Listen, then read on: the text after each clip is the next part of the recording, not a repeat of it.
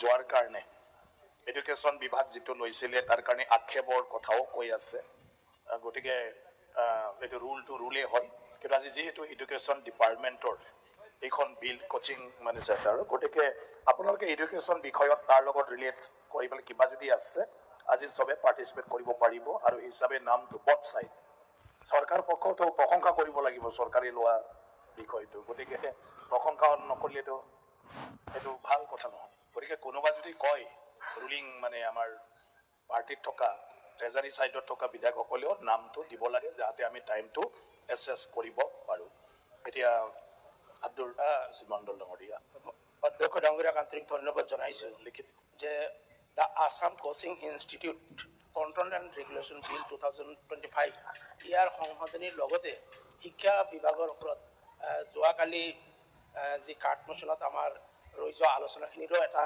আভাস দিয়াৰ যি সুযোগ দিলে পুনৰবাৰ আন্তৰিক ধন্যবাদ জনাইছোঁ প্ৰথমতে এই যিটো কোচিং ইনষ্টিটিউট বিলখনত আমাৰ ফালৰ পৰা কেইবাটাও এমেণ্ডমেণ্ট দিছিলোঁ এই এমেণ্ডমেণ্টখিনি জাষ্ট মই উল্লেখ কৰিছোঁ যে ছেকশ্যন 3 এটা এমেণ্ডমেণ্ট আছিল যে ইয়াতে 30 দিনৰ ভিতৰতে যিটো হেৰি কি কোৱা আছিল 30ক আমি 90 ডেৰ দ্বাৰা ছাবষ্টিটিউট কৰাৰ কাৰণে প্ৰপ'জ কৰিছোঁ আৰু ছেকশ্যন 3 ছাবছেকশ্যন 3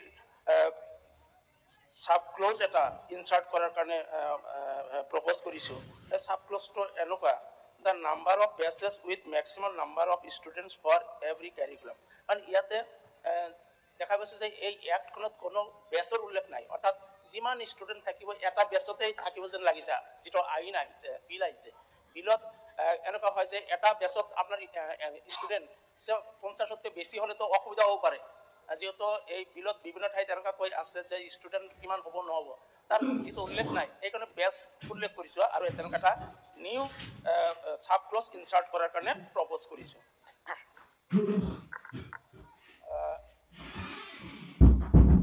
ছেকশ্যন 3 সাবছেকশ্যন 4ত এটা এই এমেণ্ডমেণ্ট আনিছোঁ যে ইয়াতে আছে the tenure of registration certificate shall be for period 2 years আৰু এই 2 ইয়াৰ্ছৰ ঠাইত আমি আমাৰ ফালৰ পৰা এমেণ্ডমেণ্ট প্ৰপ'জ কৰিছোঁ 5 years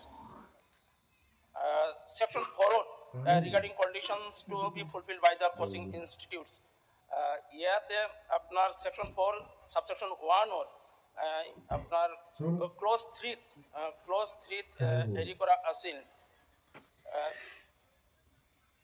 in section 4 subsection 1 clause 1 after the word graduation in second line following words shall be inserted namely for students up to class 10 and post graduation for students from class 11 towards and ইয়াতে যেটো শিক্ষকৰ যেটো কোৱালিফিকেশনৰ কথা কোৱা হৈছিল coaching institute বিলাকৰ গ্ৰেজুৱেটৰ কথা কোৱা হৈছিল কিন্তু হায়াৰ সেকেন্ডাৰী পাস কৰাৰ পিছত জয়েন্ট এন্ট্ৰান্স বা মেডিকেল বা ইঞ্জিনিয়াৰিং এন্ট্ৰান্সৰ কাৰণে প্ৰিপাৰেচনৰ কাৰণে যিখিনি কোচিং ইনষ্টিটিউট থাকে মই ভাবো যে গ্ৰেজুৱেট এজনে কেতিয়াও উপযুক্ত হ'ব নোৱাৰে যাৰ কাৰণে ক্লাছ 10 লৈকে যিখিনি ষ্টুডেণ্টৰ কাৰণে কোচিং থাকিব তেওঁলোকৰ কাৰণে গ্ৰেজুৱেট থাকক তাৰ 11 12 যিবিলাক ষ্টেণ্ডাৰ্ড ষ্টুডেণ্টৰ কাৰণে কোচিং থাকিব তেওঁলোকৰ কাৰণে পোষ্ট গ্ৰেজুৱেট টিচাৰ হ'ব লাগে বুলি এই এটা ইনচাৰ্ট কৰাৰ কাৰণে প্ৰপ'জ কৰিছোঁ আৰু ইয়াতে এইটো আছিল সাব ক্লজ 1 সাব ক্লজ 3 ইয়াতে বয়স 16 ইয়াৰ্ছ কোৱা হৈছে 16 ইয়াৰ্ছ আমি বিধায়ক আমাৰ প্ৰতিনিধিসকল আমি জানো যে স্কুলীয়া ছাত্ৰ ছাত্ৰীক আমি ঘৰুৱাভাৱে টিউচনত লগাওঁ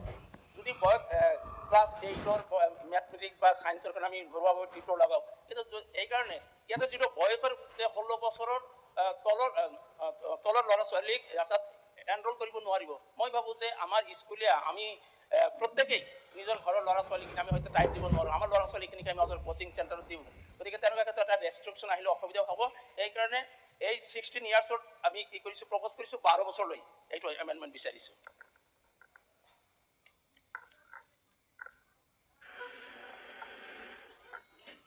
আৰু ছেকশ্যন 6 ছাবছেকশ্যন 2 ক্লজ ডি ইয়াতে হেৰি কোৱা হৈছে যিটো ডিষ্ট্ৰিক্ট অথৰিটি ইয়াতে অথৰিটি গঠনৰ ক্ষেত্ৰত কোৱা হৈছে যে one college principal of the member হিচাপে যিটো প্ৰপ'জ কৰা হৈছে কিন্তু জিলাখনত বহুত কলেজ থাকে তাত ছিনিয়ৰ মষ্ট যিজন প্ৰিন্সিপাল থাকিব জিলাখনত যিমান কলেজ আছে সেই among the college senior most প্ৰিন্সিপালজনক ইয়াত মেম্বাৰ হিচাপে আমি এমেণ্ডমেণ্ট প্ৰপ'জ কৰিছোঁ আৰু in section 6 subsection 2 clause E, the words district commissioner shall be substituted by the words district authority. যেটো co-opt করার যেটো authority, DCA member co-opt করার যেটো authority, district নকই পেলে আমি কইছো district authority co-opt করার authority টো পাবো।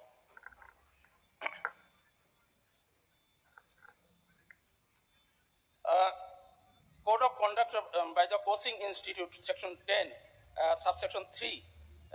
ইয়াত এই বয়সৰ কথাটো আছে, বয়সটো আমি এটা ৰিপিট হৈছে, অৰ্থাৎ আগতো আছিল সেম বস্তুৱে 16 বছৰ ঠাইত 12 বছৰলৈকে প্ৰস্তাৱ কৰিছে। Inclusivity and accessibility, section 12, subsection 2. Marginalized groups, ইয়াতে যেটো উল্লেখ কৰিছে marginalized groups ইয়াতে স্পেসিফিক ক'ব বিচাৰিছো আমি এনে কৈছে SC, ST, OBC, MOBC, T tribes, Adivasi, EWS, students of sore areas. অর্থাৎ marginalized groups to তেনেকৈ নকৈ marginalized words to substitute কৰিব propose কৰিছো SC, ST, OBC, MOBC, T tribes, Adivasi, EWS, students of sore areas.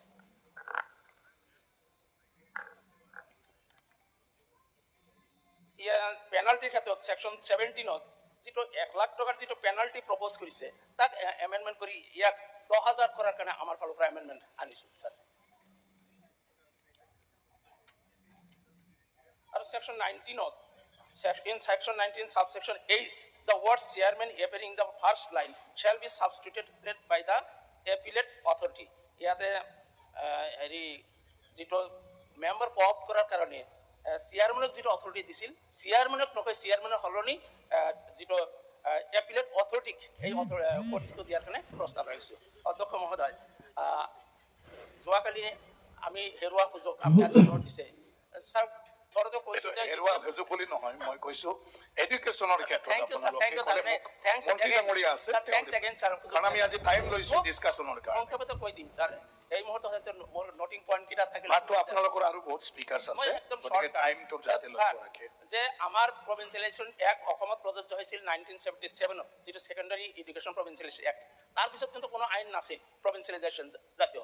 তাৰ পিছত 2011 চনত প্ৰথমবাৰৰ কাৰণে এই বিধানসভাত আইন পাৰ কৰা হয় ভেঞ্চাৰ স্কুল প্ৰভিন্সিয়েলাইজেশ্যনৰ কাৰণে, যি আইনত প্ৰথমবাৰৰ কাৰণে কিছুমান শৰ্ত আমাৰ অসমৰ নাগৰিকে আনকি আমাৰ বিধসকলেও জানে যে স্কুল এটা প্ৰতিষ্ঠা কৰিবলৈ হ'লে, শিক্ষানুষ্ঠান প্ৰতিষ্ঠা কৰিবলৈ হ'লে তাত নিযুক্ত হোৱা মানুহখিনিক প্ৰভিন্সিয়েলাইজ হ'বলৈ হ'লে কেতিয়া হ'ব লাগিব, কেনেকৈ হ'ব লাগিব, এই কথাবিলাক প্ৰথম চৰ্চিত হয় 2011 চনত। কিন্তু সেই 2011 চনত চৰ্চিত আইনখনো হাইকোৰ্টে কিন্তু আল্ট্ৰা ভায়োলেন্স লিখি কৈ দিলে যে এইটো আনকনষ্টিটিউচনেল, ইয়াত কনষ্টিটিউচনেল ভ্যালিডিটি নাই, যাৰ কাৰণে চৰকাৰক নিৰ্দেশ দিছিল 6 মাহৰ ভিতৰত আইন আনাৰ কাৰণে চৰকাৰক নিৰ্দেশ দিছিল।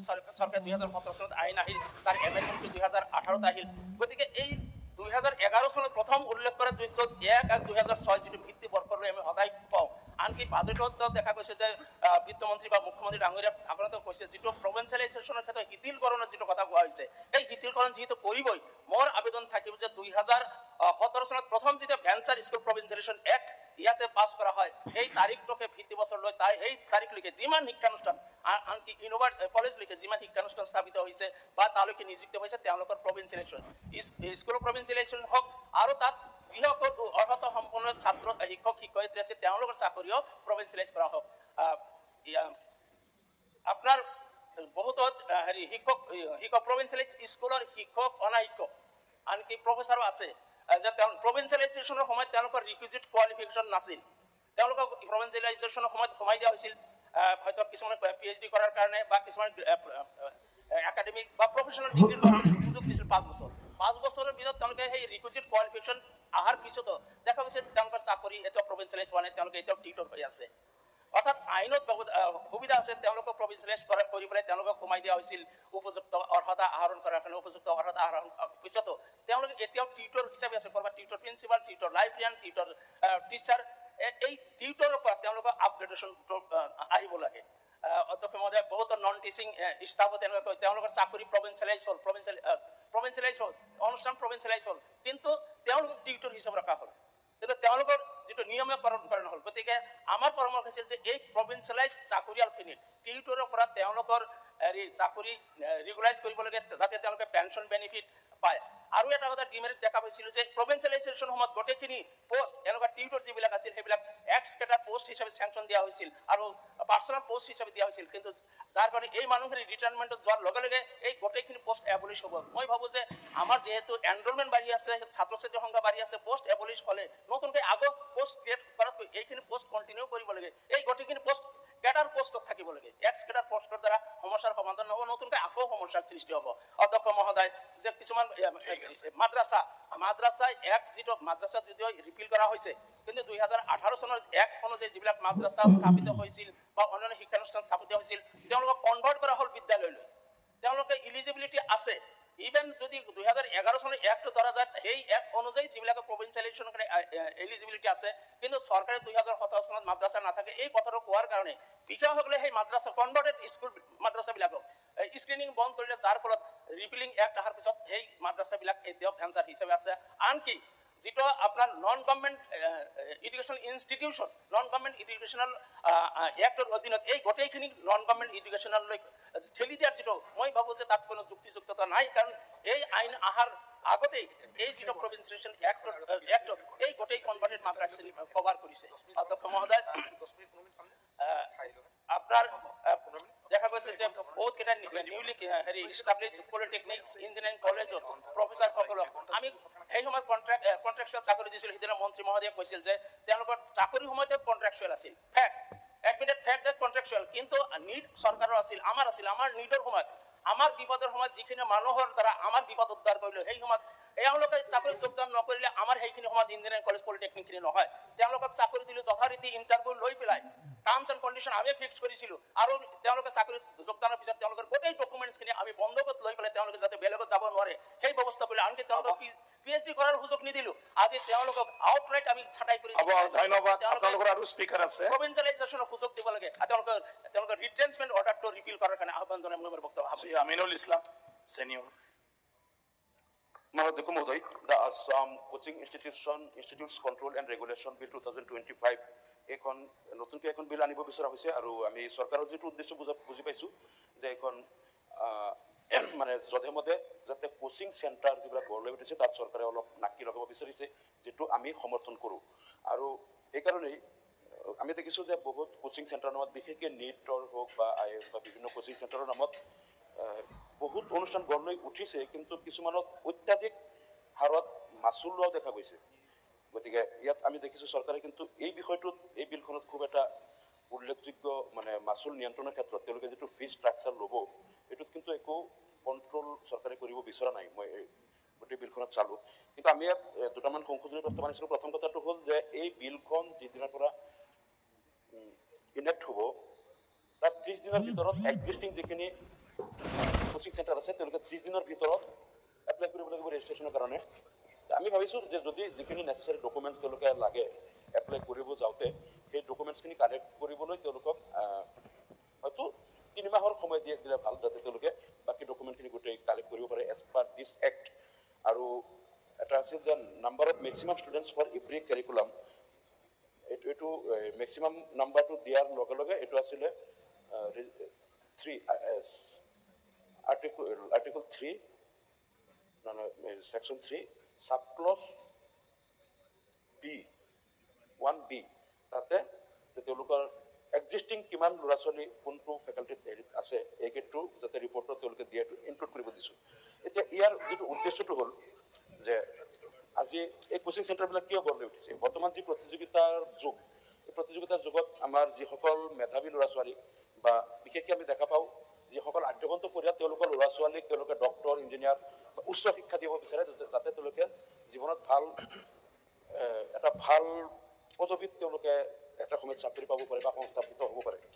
গতিকে আৰু এই ক্ষেত্ৰত দেখা যায় যে কিছুমানে নিজৰ ল'ৰা বা ছোৱালীক টেকনিকেল ব্ৰাঞ্চত এটা ভাল এটা ষ্ট্ৰীমত তেওঁলোকক পঢ়াবলৈ যথেষ্ট মানে তেওঁলোকে যিমান বিচাৰে কোচিং চেণ্টাৰবিলাকে বিনা বাক্যবে বহুতে দিয়ে, কিন্তু এই সুযোগতে এই কোচিং চেণ্টাৰবিলাকে বহুত মানে লুণ্ঠন চলোৱাৰ নিচিনাও কিছুমানে কৰে। গতিকে এই ক্ষেত্ৰত মই ভাবোঁ যে এই এক্টখনত যিটো ৰুলছ হ'ব এই ৰুলছত যাতে সেই কথাটোৱে চৰকাৰে মানে ফিক্স কৰি দিয়ে যে কোন কোন ফেকাল্টিৰ কোন কোচিঙৰ কাৰণে কিমান তেওঁলোকে ধাৰ্য কৰিব পাৰিব, মেক্সিমাম তেওঁলোকে যিটো ষ্টুডেণ্টৰ পৰা ল'ব পাৰিব। আৰু এই কোচিংটো থাকাৰ বাবে আৰু ইয়াৰ কনচেপ্টটো আহিছে অধ্যক্ষ মহোদয়, যেতিয়া আমি দেখিছোঁ প্ৰাইভেট টিউশ্যন, এতিয়া কোচিং চেণ্টাৰটো আনুষ্ঠানিকভাৱে হ'ল, কিন্তু আমি সৰুৰে পৰা দেখিছিলোঁ যে প্ৰাইভেট টিউশ্যন হিচাপেও অলপ ভাল ৰিজাল্ট কৰিবলৈ পিতৃ মাতৃয়ে নিজৰ সন্তানক প্ৰাইভেট টিউশ্যনো দিয়ে আৰু তাতো এটা ফিজৰ বিনিময়ত দিয়ে। এতিয়া মানে আনুষ্ঠানিকভাৱে সেইটো কোচিং চেণ্টাৰৰ ৰূপ দি এটা অৰ্গেনাইজড ৱেত এইটো চলোৱা হৈছে। কনচেপ্টটো কিন্তু প্ৰাইভেট টিউশ্যনৰ পৰাই আহিছে। আৰু এই প্ৰাইভেট টিউশ্যন কৰাৰো প্ৰয়োজনটো কিয় হয়, কিছুমান স্কুলত কিছুমান পেৰেণ্টৰ এইটো এটা তেওঁলোকৰ মজ্জাগত এটা ধাৰণা হৈ গ'ল যে ল'ৰা ছোৱালীয়ে স্কুলত ক্লাছৰুমত যিমানেই পঢ়ক তেওঁলোক প্ৰাইভেট টিউশ্যন নল'লে ভাল ৰিজাল্ট কৰিব নোৱাৰে, অৰ্থাৎ তেওঁলোক প্ৰাইভেট টিউশ্যন ল'বই লাগিব, এনেকুৱা এটা কিন্তু ধাৰণাও কিছুমান গাৰ্জেনৰ আহিছে। আৰু এইটো কিয় আহিছে, বিশেষকৈ চৰকাৰী স্কুলত কিছুমান আহুৱা আছে যিখিনি আমি নিয়ন্ত্ৰণ কৰিব পৰা নাই, যাৰ কাৰণে আমাৰ গাৰ্জেনৰ এইটো বা অভিভাৱকৰ এইটো মন মানসিকতাত সোমাই গ'ল যে চৰকাৰী বিদ্যালয়ত ক্লাছত যিটো পঢ়া হয় এইটো পঢ়াৰ এই ক্লাছৰ দ্বাৰা ল'ৰা ছোৱালী কিন্তু তেওঁলোকে ভাল নম্বৰ পাব নোৱাৰে, পাছ কৰিব নোৱাৰে। আৰু এইটো কিয় আহিল, সেই ধাৰণাটো আহাৰো কাৰণ আছে। চৰকাৰী স্কুলত চাব কিছুমান পোষ্ট ভেকেণ্ট হৈ গ'লে 2-3-5 বছৰলৈকে সেই পোষ্টটো যেতিয়া ভেকেণ্টটো ফিল আপ নহয়, এই ছাবজেক্টৰ টিচাৰ নাই, তেতিয়া ল'ৰা ছোৱালীয়ে কি কৰিব। বহুত ক্ষেত্ৰত দেখা যায় যে এই যে 2013 বা 2021 যিখিনি প্ৰভিঞ্চিয়েলাইজ হ'ল, এম ই স্কুলবিলাকত 3জনকৈ টিচাৰ লোৱা হ'ল, কিছুমান তাত ৰেচিঅ'ৰ কথাটো কোৱা হ'ল, ছাত্ৰ শিক্ষকৰ ৰেচিঅ'ৰ কাৰণে 3জন টিচাৰ লোৱা হ'ল, কিন্তু কিছুমান স্কুলত 200 বা 300 যদি ল'ৰা ছোৱালী আছে তাতো 3জন লোৱা হ'ল। ৰেচিঅ' মতে তাত বেছি পাব লাগিছিল, য'ত বেছি পাব লাগে তাত দিয়া নাই, আৰু য'ত কম পাব লাগে সেইটোহে ৰখা হৈছে। এতিয়া কথা হ'ল এই যে 3জন লোৱা হ'ল, কিছুমানৰ তাৰ কাৰণে ছায়েন্স টিচাৰ বাদ পৰি গ'ল, তাত এৰাবিক টিচাৰ, হিন্দী টিচাৰ বাদ পৰিল বা ক্লাছিকেল টিচাৰ বাদ পৰিল। গতিকে এই চৰকাৰী বিদ্যালয়ত য'ত শিক্ষকৰ অভাৱ বা কেতিয়াবা শিক্ষকৰ 3-4-5 বছৰত যেতিয়া পোষ্টটো ফিল আপ নহয়, তেতিয়া গাৰ্জেনে এইটো ভাবিবলৈ বাধ্য হ'ব যে মোৰ ল'ৰা ছোৱালীক প্ৰাইভেট টিউশ্যন নিদিলে উপায় নাই, বা সেই কোচিং চেণ্টাৰটোৰ কনচেপ্টটো তাৰ পৰাই আহিছে। আৰু তাৰ লগে লগে আমি এটা কথা আপোনাক উদাহৰণ দিওঁ যে যিটো 2017-18 বিলৰ আমাৰ প্ৰভিঞ্চিয়েলাইজ বিল সংক্ৰান্তত যিখিনি পোষ্ট প্ৰাদেশিকৰণ কৰা হ'ল, তাতে যিসকলক প্ৰধান শিক্ষক লোৱা হ'ল তেওঁলোকক কিন্তু টিউটৰ কৰি ৰখা হৈছে। টিউটৰৰ ভিতৰত যিসকল প্ৰধান শিক্ষক টিউটৰ হৈ থাকিল তেওঁলোকক প্ৰধান শিক্ষকৰ মৰ্যাদা দিয়া নহ'ল, প্ৰধান শিক্ষক বুলি কোৱা নহয়, টিউটৰ বুলি কোৱা নহয়, কিন্তু গোটেই প্ৰধান শিক্ষকৰ কাম তেওঁলোকক দি কৰোৱা হয়। তেওঁলোকে তাত চিল মাৰিব লাগে, প্ৰধান শিক্ষক হিচাপে ড্ৰ কৰিব লাগে, বিল ফাইনেন্সিয়েল গোটেই হিচাপ দিব লাগে, মিড ডে মিল গোটেই কাম প্ৰধান শিক্ষকৰ, ফাইনেন্সিয়েল চাৰ্জ গোটেই তেওঁলোকে চলাই, প্ৰধান শিক্ষকৰ চিল মাৰি কাম চলাই, কিন্তু তেওঁলোকক প্ৰধান শিক্ষকৰ স্বীকৃতি নিদিয়ে, তেওঁলোকক টিউটৰ বুলি থৈ দিছে। মানে এনেধৰণৰ আৰু তেওঁলোকক টেট দিবলৈ বাধ্য কৰাইছে। এতিয়া বহুতে কৈছে আমাৰ 1 বছৰ 1.5 বছৰ আছে, 6 মাহ আছে ৰিটায়াৰ হ'ম, এতিয়া কেতিয়া আমি টেট পৰীক্ষাত বহিম, আকৌ আমাৰ কোৰ্চটো ৰেগুলাৰ হ'ব। গতিকে এইখিনি আমি ভাবোঁ চৰকাৰে অন্তত তেওঁলোকক টেটৰ পৰা এক্সাম কৰি দি হ'লেও যিসকলৰ হয়তো কিছুদিনহে বাকী আছে তেওঁলোক অন্তত ৰেগুলাৰ টিচাৰ হিচাপে নাম লৈ যাতে তেওঁলোক যাব পাৰে, সেইটো চৰকাৰে যাতে বিবেচনা কৰে। আৰু বাকী আমাৰ কিছুমান শিক্ষাখণ্ডৰ কিছুমান আৰু কথা আছে, আমাৰ সতীৰ্থ বিধায়ক ডক্টৰ ৰফিকুল ইছলাম সাহেবে তেখেতে ক'ব যাতে চৰকাৰে সামগ্ৰিকভাৱে গোটেইখিনি পলিচিগত হিচাপে চৰকাৰৰ কি স্থিতি হয় এই কথাখিনি যাতে এটা সদুত্তৰ দিব পাৰে, তাৰ কাৰণে মই ধন্যবাদ। Thank you. শ্ৰী পৰমানন্দ ৰাজবংশী।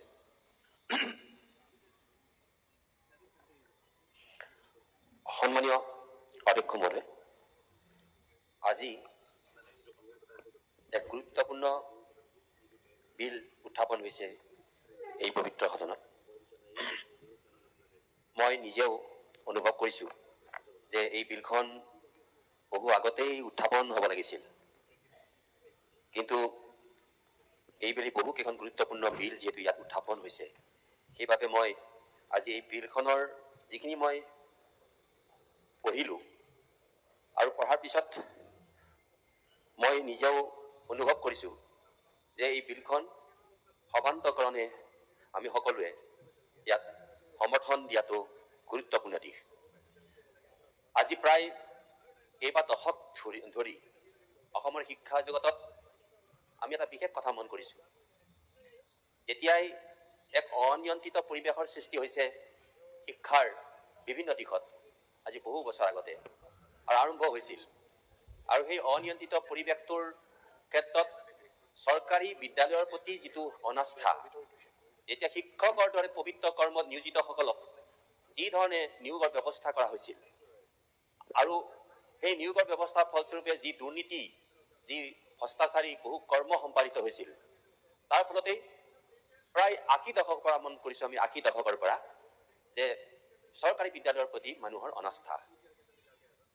কিন্তু যেতিয়াই আমি মন কৰিলোঁ যে এই অনাস্থাৰ দিশটো গোটেই অনিয়ন্ত্ৰিত পৰিৱেশটো সঠিক ৰূপত আনিবৰ কাৰণে আৰু তাতে আমাৰ কেন্দ্ৰীয় চৰকাৰৰ যি নেকি ৰাষ্ট্ৰীয় শিক্ষানীতি এই শিক্ষানীতিৰ আওতাত পেলাবৰ বাবে আমাৰ চৰকাৰখনে যি ধৰণে বিধি ব্যৱস্থা গ্ৰহণ কৰিছে এই ক্ষেত্ৰত আমাৰ মুখ্যমন্ত্ৰী মহোদয় আৰু শিক্ষামন্ত্ৰী মহোদয়ক মই ধন্যবাদ দিব লাগিব কাৰণ আজি যদি এই কথাবোৰ ক'বলৈ যাওঁ তেতিয়া বহুত সময় ল'ব কিন্তু এই বিলখন অনাৰ লগে লগে আপোনালোকক মই এই কথাখিনি ক'ব বিচাৰিছোঁ যে কি ধৰণৰ এটা পৰিৱেশ বা নিয়ন্ত্ৰিত পৰিৱেশৰ সৃষ্টি হ'ব এই দিশটোত মই নিজেও দেখিছোঁ এজন শিক্ষক হিচাপে যে যেতিয়া আমি শ্ৰেণীসমূহত পাঠদান কৰোঁ তাৰপিছতেই দেখোঁ যে বহু ছাত্ৰ ছাত্ৰী যেতিয়া 9 বজা বা 8 বজাত যেতিয়া আমি পাঠদান কৰিবলৈ বিদ্যালয়লৈ বা মহাবিদ্যালয়লৈ যাওঁ তেতিয়া ছাত্ৰ ছাত্ৰীবিলাকৰ অনুপস্থিতিটো আমি অনুভৱ কৰোঁ বোলে তোমালোক কিয় ইমান দেৰিকৈ আহিছা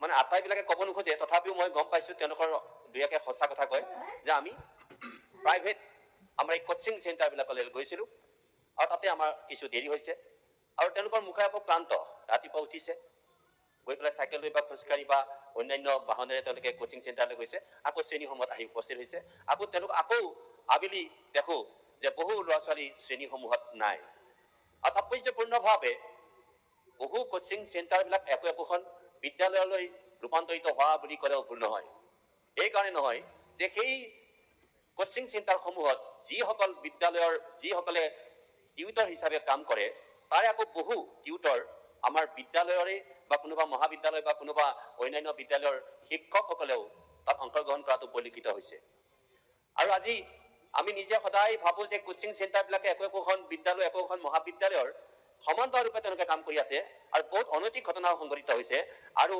মই উদাহৰণ দিব খোজা নাই এনেকুৱা কোচিং চেণ্টাৰ ইনষ্টিটিউশ্যন হৈছে একেবাৰে অসমৰ বাহিৰতো যিবিলাকত নেকি আমাৰ ছাত্ৰ ছাত্ৰীসকলে আত্মহত্যা পৰ্যন্ত কৰিবলগীয়া হৈছে তাৰ পৰিৱেশ তাৰ অন্যান্য যিবিলাক নেকি আনুষংগিক দিশ এই গোটেই আনুষংগিক দিশবিলাক যদি খুব ভালকৈ পৰীক্ষা নকৰাৰ কাৰণে আমাৰ নিজৰ ল'ৰা ছোৱালী ডাক্তৰ ইঞ্জিনিয়াৰ বা একোগৰাকী আকাশ চুব পৰা ব্যৱস্থা কৰাৰ কাৰণে যিটো পিতৃ মাতৃসকলৰ যিটো আশা এই আশাটোৰ কাৰণে আমি সকলোৱে সেই আশাতে বন্দী হৈ এই কোচিং চেণ্টাৰসকলক বা কোচিং চেণ্টাৰবিলাকৰ যিটো নেকি গাঁথনি এই গাঁথনিটো অনিয়ন্ত্ৰিত ব্যৱস্থাটোৰ বাবেই এনেকুৱা এটা পৰিৱেশৰ সৃষ্টি হৈছে আজি মই এই বিলখনৰ গোটেইখিনি দিশ মই চালোঁ আৰু চাই মই অনুভৱ কৰিছোঁ যে পোনপ্ৰথম এই একখন ইয়াত যেহেতু আমাৰ মাননীয় শিক্ষামন্ত্ৰী ডাঙৰীয়াই উপস্থাপন কৰিছে আমাৰ সকলো বিৰোধী পক্ষ আৰু সকলোৱে পোনপ্ৰথম এই বিলখনত বৰ বিশেষ মই যিটো তাত দেখা নাই বিসংগতি গতিকে সেই বিলখনৰ প্ৰতি সমৰ্থন জনাব লাগে আৰু আমি যেতিয়া ইয়াক প্ৰয়োগ তেতিয়া সম্ভৱ হ'ব তেতিয়া অন্যান্য যদি কিবা দুই এটা আঁকোৱাত থাকি যায় তেতিয়াহ'লে পৰৱৰ্তী বিধানসভাটো আমাৰ আছে শুধৰণি কৰিবলৈ কিন্তু মই ধন্যবাদ দিছোঁ আমাৰ মাননীয় আমাৰ ডক্টৰ হিমন্ত বিশ্ব মহোদয়ক আৰু আমাৰ শক্তিশালী শিক্ষামন্ত্ৰী ডাঙৰীয়াক যিহেতু তেখেতে অত্যন্ত ধৈৰ্য আৰু সাহসেৰে এই অনিয়ন্ত্ৰিত যিটো পৰিৱেশৰ সৃষ্টি হৈছিল আজিৰ পৰা প্ৰায় কেইবা দশকৰ আগতেই এই পৰিৱেশটো এটা নিয়ন্ত্ৰিত পৰিৱেশ কৰিবৰ কাৰণে তেখেতে একেবাৰে সাহসেৰে বুলি ক'লেও ভুল নহয় সাহসেৰে কামটো কৰিছে আৰু মই জানো যে ইয়াৰ পাছত আমাৰ অসমৰ বা ভাৰতৰ শিক্ষা ব্যৱস্থাত যি এটা নতুন এটা ধাৰণা সৃষ্টি কৰিছে সেয়া হৈছে কি আপোনালোকে সকলোৱে জানে যে নতুন শিক্ষানীতি ৰাষ্ট্ৰীয় শিক্ষানীতি আৰু এই ৰাষ্ট্ৰীয় শিক্ষানীতিত এই দেশখনে বহু পৰিমাণে আমাৰ এই শিক্ষা ব্যৱস্থাটোৰ প্ৰতি মানুহৰ আস্থা আনিব এইখিনিকে কৈ মই পুনৰ আমাৰ বিৰোধী পক্ষক যি শুধৰণি আনিছে সেই শুধৰণিখিনি দিয়াটো তেখেতসকলৰ মৌলিক কৰ্তব্য তথাপিও কিন্তু মই ভাবোঁ যে আমি বিনা চৰ্তে বিনা প্ৰতিবাদে এই দেশখন আমি সকলোৱে সমৰ্থন কৰিব লাগে ধন্যবাদ থেংক ইউ অধ্যক্ষ মহোদয় অনাৰেবল মেম্বাৰ দুৰ্গাদাস বড়ো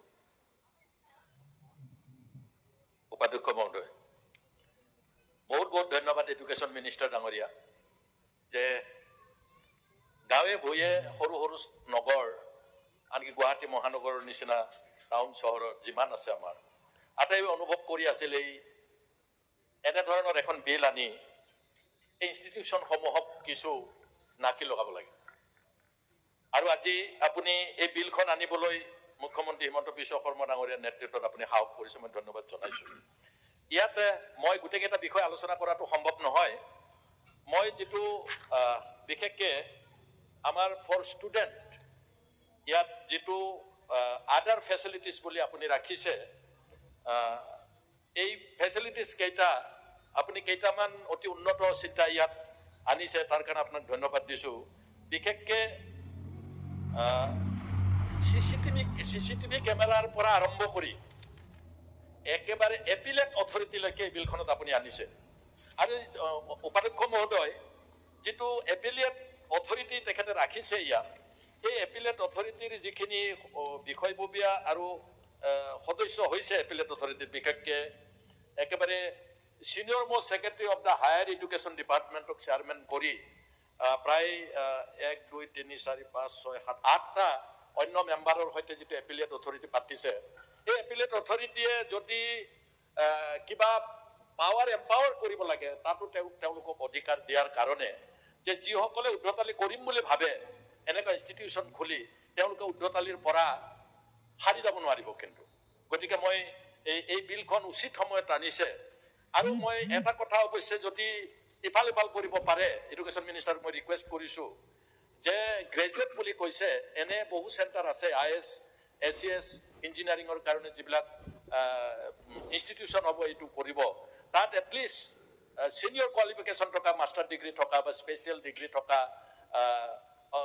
এনচিয়ৰ কৰি দিব লাগে 2 নম্বৰ হৈছে আপুনি গোটেই কথাবিলাক নামানিলে যিটো ফাইন বুলি কৈছে মাননীয় বিৰোধী পক্ষৰ এগৰাকী বিধায়কে 1 লাখৰ পৰা 10,000 কৰিব লাগে বুলি কৈছে মই কৈছো 1 লাখটো 1 লাখে থাকক এই কাৰণে যে 10,000 হলে বহুতবাৰ ভুল কৰিব আৰু ভুল কৰি ল'ৰা ছোৱালী ক্ষতি কৰিব গতিকে 1 লাখটো মই তাতে থকা উচিত বুলি ভাবিছো কিন্তু এটা কথা মই ভাবিছো আমি ব্যক্তিগতভাৱে বহুতে টিউচন দিওঁ নিজৰ ল'ৰা ছোৱালীক যিসকলৰ সৰু সৰু ল'ৰা ছোৱালী আছে এটা স্পেচিফিক এজ যদি আমি 16 ইয়াৰ্ছ কৰি থওঁ সেইটো অলপ ফ্লেক্সিবল কৰি ৰাখিব পাৰি নেকি কি ফ্লেক্সিবল কৰিলে কি ৱাৰ্ড ইউজ কৰিলে ফ্লেক্সিবল হয় it is up to education minister sir আপোনালোকে থলো কিন্তু ফ্লেক্সিবল নকৰিলে অবভিয়াছলি এইখন সুধৰণিৰ কাৰণে আমি আৰু অন্য এছেম্বলিত সুবিধা পাম আপুনি আনিব পাৰিব কিন্তু এতিয়াই যদি এইটো কৰি থয় বিতৰ্কৰ পৰা হাত থাকিব পাৰিব বুলি মই ভাবো ইয়াৰ উপৰি আমাৰ যেহেতু এই গোটেই বস্তুটো এটা নিয়ন্ত্ৰণত আনিবৰ কাৰণে কৰা হৈছে মই এইখিনিতে বিলখন সম্পূৰ্ণৰূপে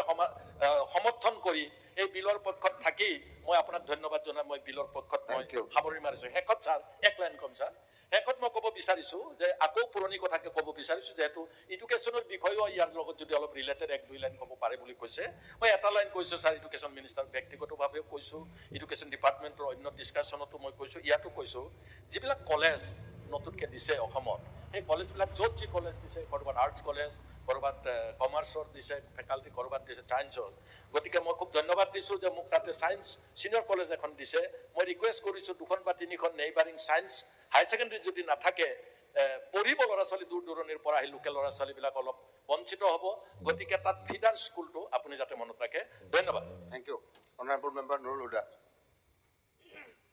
মাননীয় উপাধ্যক্ষ মহোদয় আমাৰ the Assam coaching institute control and regulation bill 2025 ইয়াত যিটো কোচিঙৰ কথা কোৱা হৈছে যিটো টিউশ্যন এইটো কোচিঙৰ প্ৰয়োজনটো কিয় হৈছে ছাৰ আজি আমাৰ গাঁও অঞ্চলৰ যিবিলাক শিক্ষানুষ্ঠান আছে ছাৰ এই শিক্ষানুষ্ঠানবিলাকত মোৰ সমষ্টি ছাৰ এই কদমনি টাউন হাইস্কুল তাত এটা হাইস্কুলত 12টা পোষ্ট খালী বিজ্ঞানৰ পোষ্ট খালী হিন্দীৰ পোষ্ট খালী ঠিক তেনেকৈ আমাৰ সুতিৰবাৰ হাইস্কুল তাতো 12টা পোষ্ট খালী তাতো ছায়েন্সৰ পোষ্ট খালী আপোনাৰ হিন্দী পোষ্ট খালী এছিষ্টেণ্ট টিচাৰৰ খালী ঠিক তেনেকৈ কাছৰী হাইস্কুল যিটো আপোনাৰ আদৰ্শ হাইস্কুল হৈছে তাতো 11টা পোষ্ট খালী ছাৰ এই যিসকলে আমাৰ বিষয় শিক্ষক সেই বিষয় শিক্ষকসকল যদি নাথাকে বিজ্ঞানৰ শিক্ষাটো বেলেগ শিক্ষকে দিব নোৱাৰে হিন্দীটো বেলেগে পঢ়াব নোৱাৰে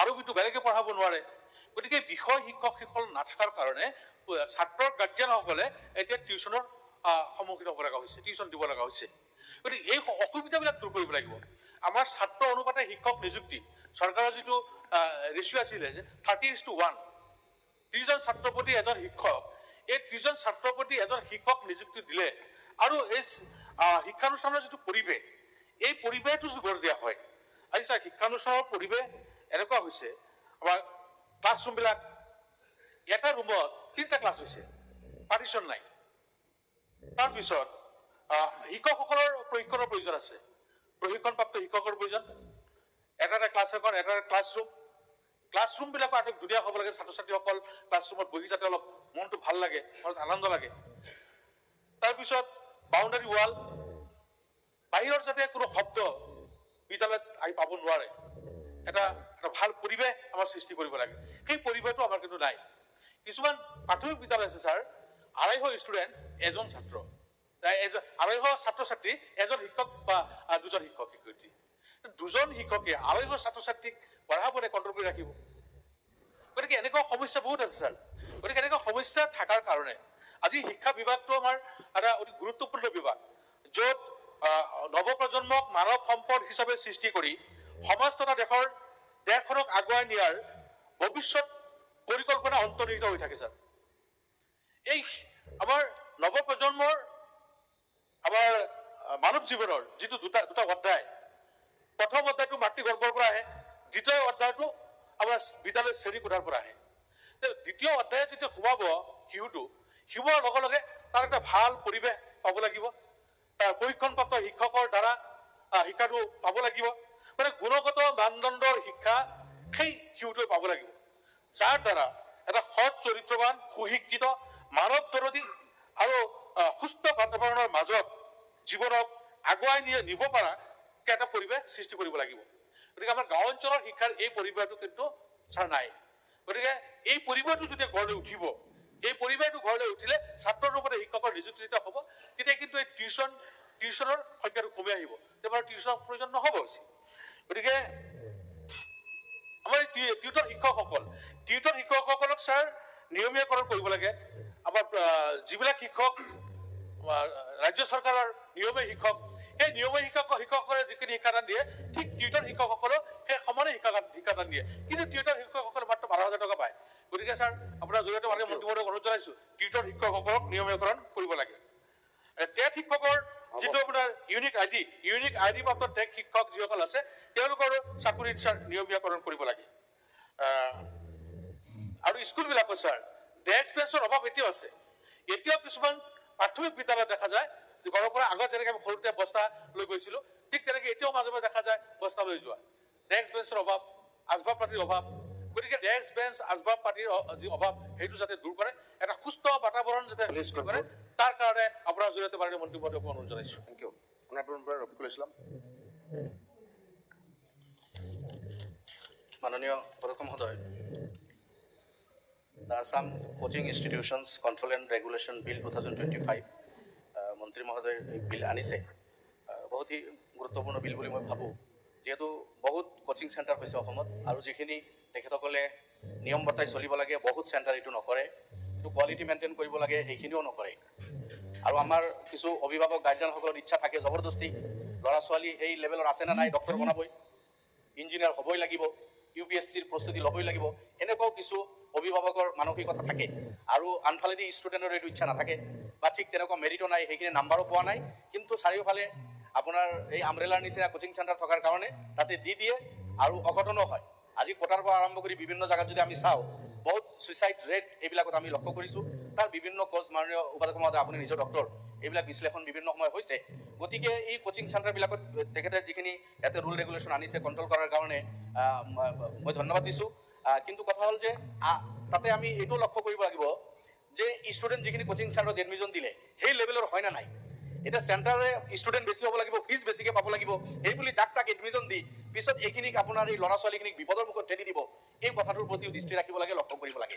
আনফালেদি তাতে কিছুমান টাইট মানে হেৰি লগা হৈছে কণ্ডিশ্যন, এইবিলাকো অলপ শিথিল কৰিব লাগিব আণ্ডাৰষ্টেণ্ডিঙৰ ভিতৰত, কাৰণ UPSC is not so' easy.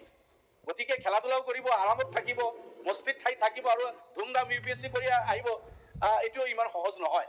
মাননীয় উপাধ্যক্ষ মহোদয়, আপুনিও নীট কোৱালিফাইড ডক্টৰ হৈছে, নীট, JEE, UPSC, APSC এই এক্সামবিলাক যদি ক্ৰেক কৰিব বিচাৰে, তেতিয়া পঢ়িব লাগিব, সময় দিব লাগিব। তাতে একেবাৰে ঘৰত যেনেকুৱা ক্ৰীম দৈ মাখনে খুৱাই মৰম কৰি তেনেকুৱা আৰামত ৰাখিলে কোচিং চেণ্টাৰবিলাকে এই সুবিধাখিনি দিলেও মুস্কিল। কিন্তু এই দুটাৰ মাজত বেছিক যিখিনি দৰকাৰ কোচিং চেণ্টাৰখিনিত আপোনাৰ ঠাই, সেইখিনিতো লাগিব। তো এই কথা বতৰাবিলাক আহিছে প্ৰায়, মই ভাবোঁ মাননীয় শিক্ষামন্ত্ৰী মহোদয় এইবিলাকো লক্ষ্য ৰাখিব। উপাধ্যক্ষ মহোদয়, আপুনি হয়তো ক'ব বিচাৰিছে শেষ কৰিবলৈ, অধ্যক্ষ মহোদয় মোক মাতিছিল ভিতৰত, কৈছে যিহেতু কাটমোচনত মোৰ নাম আছিল যে আপুনি 15 মিনিটে ক'ব পাৰিব, তেখেতে তেনেকৈ কৈছে, কমন এডুকেশ্যনৰ ওপৰত আলোচনা কৰিব। আৰু তেখেতে কৈছেও, আপুনি নাছিল সদনত, তেখেতে ইয়াতে বহি সেই কথাখিনি কৈ গৈছে, আৰু মোক চেম্বাৰত মাতিনিও কৈছে। 2টা বজাত সদন শেষ হ'ব। বহুত টাইম আছে, মই 5-7 মিনিট টাইম ল'ম। ৰেজলিউশ্যন আছে, ঠিক আছে, সেইকাৰণে একদম শৰ্ট কৰক। ঠিক আছে, মই শ্বৰ্টে কৰিম। তো এইটোৰ ওপৰতো আৰু বেছি নকওঁ, মই এতিয়া জেনেৰেল এডুকেশ্যনৰ ওপৰত আহিছোঁ। আজি আমাৰ শিক্ষা ডিপাৰ্টমেণ্ট, মই প্ৰাইমাৰীৰ পৰাই যাম, প্ৰাইমাৰী বহুত বিদ্যালয় আছে, মাননীয় শিক্ষামন্ত্ৰী কৈ আছে ছিংগল টিচাৰ স্কুল এতিয়াও অসমত ঢেৰ আছে, বহুত 400ৰ অধিক স্কুল আছে য'ত 0 টিচাৰ দেখাইছিল, এটাচমেণ্টত দিছে 400 বিদ্যালয় য'ত শিক্ষক নাই, ৰিটায়াৰ্ড হৈছে, এটা হয়তো কোনো ঠাইৰ পৰা আনি এটাচমেণ্টত দি কাম চলাই আছে, কিন্তু তাতে কিন্তু পাৰ্মানেণ্ট টিচাৰ নাই। হাজাৰৰ অধিক বিদ্যালয় এনেকুৱা আছে য'ত প্ৰাইমাৰী স্কুল ছিংগল টিচাৰ। আমি বিদ্যালয়ত যেতিয়া সোমাই যাওঁ, এটা শ্ৰেণীত ক্লাছ 1 to 2টা শ্ৰেণীৰ ল'ৰা একেলগে বহাই দিছে, 3, 4 এটা কোঠালিতে বহাই দিছে, কিয়? বোলে শিক্ষক নাই, আমি 2জন শিক্ষক ছাত্ৰ ছাত্ৰী কণ্ট্ৰল কৰিব লাগে, সেইকাৰণে বহাই দিছো, ক্লাছ 2টো পঢ়াই থাকোঁ, 3টো যাতে খেলা ধূলা কৰিব নোৱাৰে, কমচে কম অলপ যাতে দৃষ্টি ৰাখিব পাৰোঁ। যি সময়ত আমি ছেটেলাইট উৰাব বিচাৰিছোঁ মাননীয় উপাধ্যক্ষ মহোদয়, সেই সময়ত যদি আমাৰ এনেকুৱা অৱস্থা হয়, এটা শ্ৰেণীত 2টা ক্লাছৰ ছাত্ৰ ছাত্ৰী বহাই জাষ্ট খালি লক্ষ্য ৰাখিব লাগে বুলি যদি আমি সময় পাৰ কৰোঁ, এইটো ঠিক নহ'ব, জাষ্টিছ নহ'ব। আৰু এই চব কাৰণেই আজি ষ্টুডেণ্ট নাই প্ৰাইমাৰী স্কুলবিলাক বা স্কুলবিলাকত যে যেতিয়া শিক্ষক নাথাকিব, শ্ৰেণী 5টা, মিনিমাম 5জন শিক্ষকৰ দৰকাৰ। আজি কেৰালা 5জন শিক্ষক দিছে, যদি 50জন ষ্টুডেণ্ট আপোনালোকে এলাউ কৰিছে যে প্ৰাইমাৰী স্কুল এজন 50জন শিক্ষক হ'লেও, মাননীয় উপাধ্যক্ষ মহোদয় প্লিজ মোক আৰু 5টা মিনিট টাইম দিয়ক, মই স্পীকাৰ মহোদয় মোক দিছে, এলট কৰিছে, আপুনি প্লিজ কৰ্তন নকৰিব, মই আজি আৰু পৰিৱেশ বেয়া কৰিব বিচৰা নাই। মোক চেম্বাৰত তেখেতে মাতিছে, তেখেতৰ পৰা আপুনি যদি স্পষ্টীকৰণ আনিব বিচাৰে পাৰে, তেখেতে মোক কৈছে আপুনি 15 মিনিট নকৰিব, এইটো তেনেকুৱা কথা নহয় নহয়। আপোনাক 5 মিনিট উপাধ্যক্ষ মহোদয়, যিহেতু এই শিক্ষাৰ যিটো পতন, আমাৰ শিক্ষাৰ কাটমোচনটো মানে লিমিটেশ্যন কৰিব লাগিব, কাৰণ ছাৰে মানে আমাৰ দলৰ ফালৰ পৰা এখেতে মাত্ৰ 2-3 মিনিট লৈছে, মই 10 মিনিট টাইম ল'ম, প্লিজ 2-3 মিনিটে পাব। আজিতো এইটো মই সময় আছে, মই চেষ্টা আজি কৰিছোঁ। স্পেচিফিক ডে নহয়, এইটো কাৰণে ডিছকাশ্যন, তথাপিও স্পীকাৰ মহোদয়ক আগ্ৰহ কৰাৰ কাৰণে আপোনালোকক দিছে। আপুনি সেইখিনি সময়ত নাছিল মাননীয় উপাধ্যক্ষ মহোদয়, তেখেতে নক'ব, ঠিক আছে। মাননীয় উপাধ্যক্ষ মহোদয়, মই সংক্ষিপ্ত কৰি আনিছোঁ। তো প্ৰাইমাৰী বিদ্যালয়সমূহত 5টা ক্লাছ হ'লে 5জন শিক্ষক কম্পালচাৰী কৰাৰ ব্যৱস্থা চৰকাৰে কৰিব লাগে। ME হাই স্কুলবিলাকত মাননীয় উপাধ্যক্ষ মহোদয় টিচাৰ নাই। মোৰ সমষ্টিত বহুকেইখন বিদ্যালয় আছে, 12টা 13টা, লাংলাত 12টা পোষ্ট খালী, খোলাবান্ধা আমাৰ মাননীয় বিধায়ক চাঙাৰ তেখেতে যি বিদ্যালয়ত সভাপতি 32টা শিক্ষকৰ পদ খালী, 1200 ছাত্ৰ ছাত্ৰী, 7জন শিক্ষক। মোৰ কেকেপাটক হাই স্কুল 7টা পোষ্ট খালী, মোৰ লাংলাত মই গ'লো 12টা খালী, বালিগুৰিত 12টা পোষ্ট খালী, এনেকুৱা হাই স্কুল হায়াৰ ছেকেণ্ডেৰীবিলাকত ঢেৰ পদ খালী। মোৰ বৰপেটা জিলাত স্কুল আছে 300 ছাত্ৰ 25জন শিক্ষক। অসমৰ বিভিন্ন ঠাইতো আছে, মই জিলাবিলাক নকওঁ। মাননীয় সদস্য, হয়, আপোনালোকৰ বাকী সদস্যকেইটা টাইমকেইটা কাটি দিলে মই কম বাকীবিলাকে নকলে হ'ব। নকয় মই ঠিক আছে থেংক ইউ। তো আপোনাৰ এই যে 10, 12, 14, 15, 32জনলৈকে হাই স্কুল হায়াৰ ছেকেণ্ডেৰীত যদি পোষ্ট খালী থাকে, মাননীয় শিক্ষামন্ত্ৰী মহোদয়ক অনুৰোধ কৰিছোঁ, এইটো এটা সঠিক ৰিপৰ্ট লৈ ৰেচনেলাইজ কৰক। কমচে কম 2011ৰ পৰা আমি বিধানসভাত চিঞৰি আছোঁ যে ৰেচনেলাইজ কৰিলে, নতুন শিক্ষক নিযুক্তি দিলে, এটলিষ্ট কোনোবা ঠাইত আছে 200 ছাত্ৰ 20-25জন শিক্ষক। আজি PTR যদি আমি চাওঁ, অসমৰে বিভিন্ন জিলাত 4, 5, 6, 7%, কোনোবা জিলাত 30, 32, 35%। মাননীয় শিক্ষামন্ত্ৰী হয়তো সমানে কৈ দিব যে PTR 20, হয় এইটো ঠিক, কিন্তু PTR 20 হ'লে মোৰ জাগাত তাতেতো বেছি, PTR তাতে 80, 90, 100 এনেকুৱা হৈ আছে, হাই স্কুলবিলাকত আৰু বেছি। গতিকে এইবিলাক যদি ঠিক ঠাক নকৰে, শিক্ষা কেতিয়াও ঠিক নহয়। এইখিনি বস্তুৰ প্ৰতি দৃষ্টি দিব বুলি মই অনুৰোধ কৰিলোঁ। এইখিনিতো আছেতো আপোনাৰ চৰকাৰী স্কুলৰ অৱস্থা, ঠিক কলেজলৈকে। মাননীয় উপাধ্যক্ষ মহোদয়, মই ভেঞ্চাৰ স্কুলৰ কথা আহিছোঁ। ভেঞ্চাৰ স্কুলৰ শিক্ষক বন্ধুসকলে কতদিন আন্দোলন কৰি আছে। 2013ত আমি কিছু স্কুল প্ৰভিন্সিয়েলাইজ কৰিলোঁ, ইয়াৰ পিছত আহি আকৌ 2021ত কিছু শিক্ষক আমি ল'লোঁ। তো 21ত যি কণ্ডিশ্যন আছিল, 13ত যি কণ্ডিশ্যনটোৰ ওপৰত ভিত্তি কৰি আমি স্কুল প্ৰভিন্সিয়েলাইজ কৰিলোঁ, 21ত আহি আমি সেইখিনি নিজেই আমি তাৰ পৰা ব্যতিক্ৰম কৰি বেলেগ ধৰণৰ সিদ্ধান্ত ল'লোঁ। তাৰ কাৰণে বহুত শিক্ষক বঞ্চিত হৈ আছে। 13ত যিসকল শিক্ষক প্ৰভিন্সিয়েলাইজ হ'ল, at the same time school পাতিছে তেখেতসকলে, হয়তো 6 মাহ 1 বছৰ আগে পিছে, সেইসকলে আজি ফুল ফ্লেজ শিক্ষকৰ দৰমহা পাইছে, সুবিধাখিনি মোটামুটি তেখেতসকলে পাই আছে। তাত থকা নন টিচিং ষ্টাফ তেখেতসকলে ৰেগুলাৰ মানে হৈছে তেখেতসকলৰ পোষ্ট। কিন্তু 21ত at the same time school পতা হয়তো কিবা কাৰণত থাকি গ'ল, 13ৰ পিছত আহি 21ত সেইসকলক আমি টিউটাৰ কৰিলোঁ। সেইসকলক আমি যিসকল নন টিচিং ষ্টাফ আছে, LPৰ পৰা আৰম্ভ কৰি 3rd গ্ৰেড 4th গ্ৰেড লাইব্ৰেৰিয়ানৰ পৰা আৰম্ভ কৰি সেইসকলক সামান্য মাননি দি তেখেতসকলক কাম কৰা হৈছে। নন টিচিঙৰ কাৰণেতো কোনো এক্সট্ৰা আৰু কোৱালিফিকেশ্যন নালাগে, যিখিনি লাগে তেখেতসকলৰ সেইখিনি আছে বেছিক। কিন্তু তেখেতসকলৰ না net select, PhD, DLED, BEd একো নাই, কিন্তু এইসকলক 7,000, 10,000, 12,000 মাননি দি কাম কৰা, মোটেই এইটো জাষ্টিছ নহয়। এইটো বিবেচনা চৰকাৰে কৰিব লাগে। বাকী থাকিল টিচিং, যিসকলে টিউটাৰ হৈ আছে, ইকুৱেল ৱাৰ্ক ইকুৱেল পে, সেইসকলক দি তেখেতসকলক যাতে ৰেগুলাৰাইজ কৰা হয়।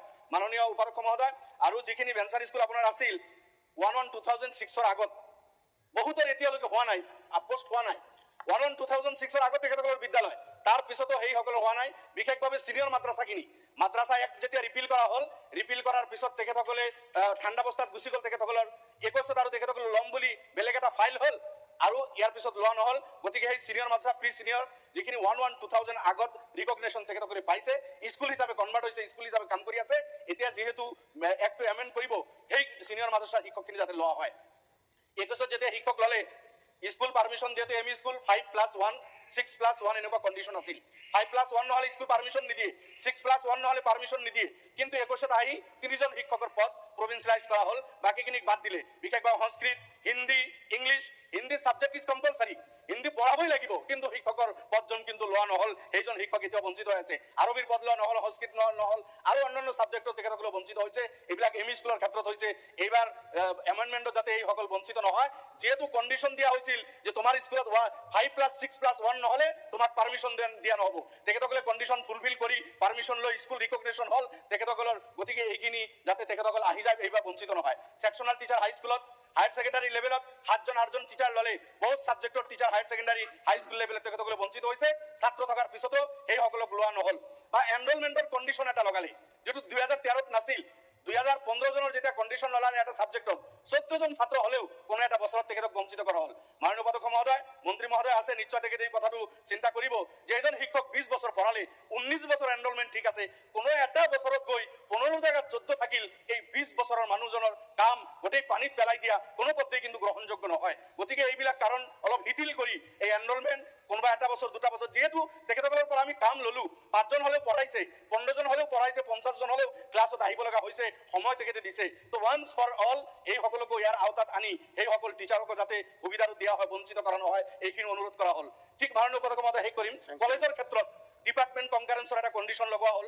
কলেজ কনকাৰেন্স 1/1/2006, কিন্তু ডিপাৰ্টমেণ্টবিলাক ইউনিভাৰ্চিটি একেলগে নিদিয়ে।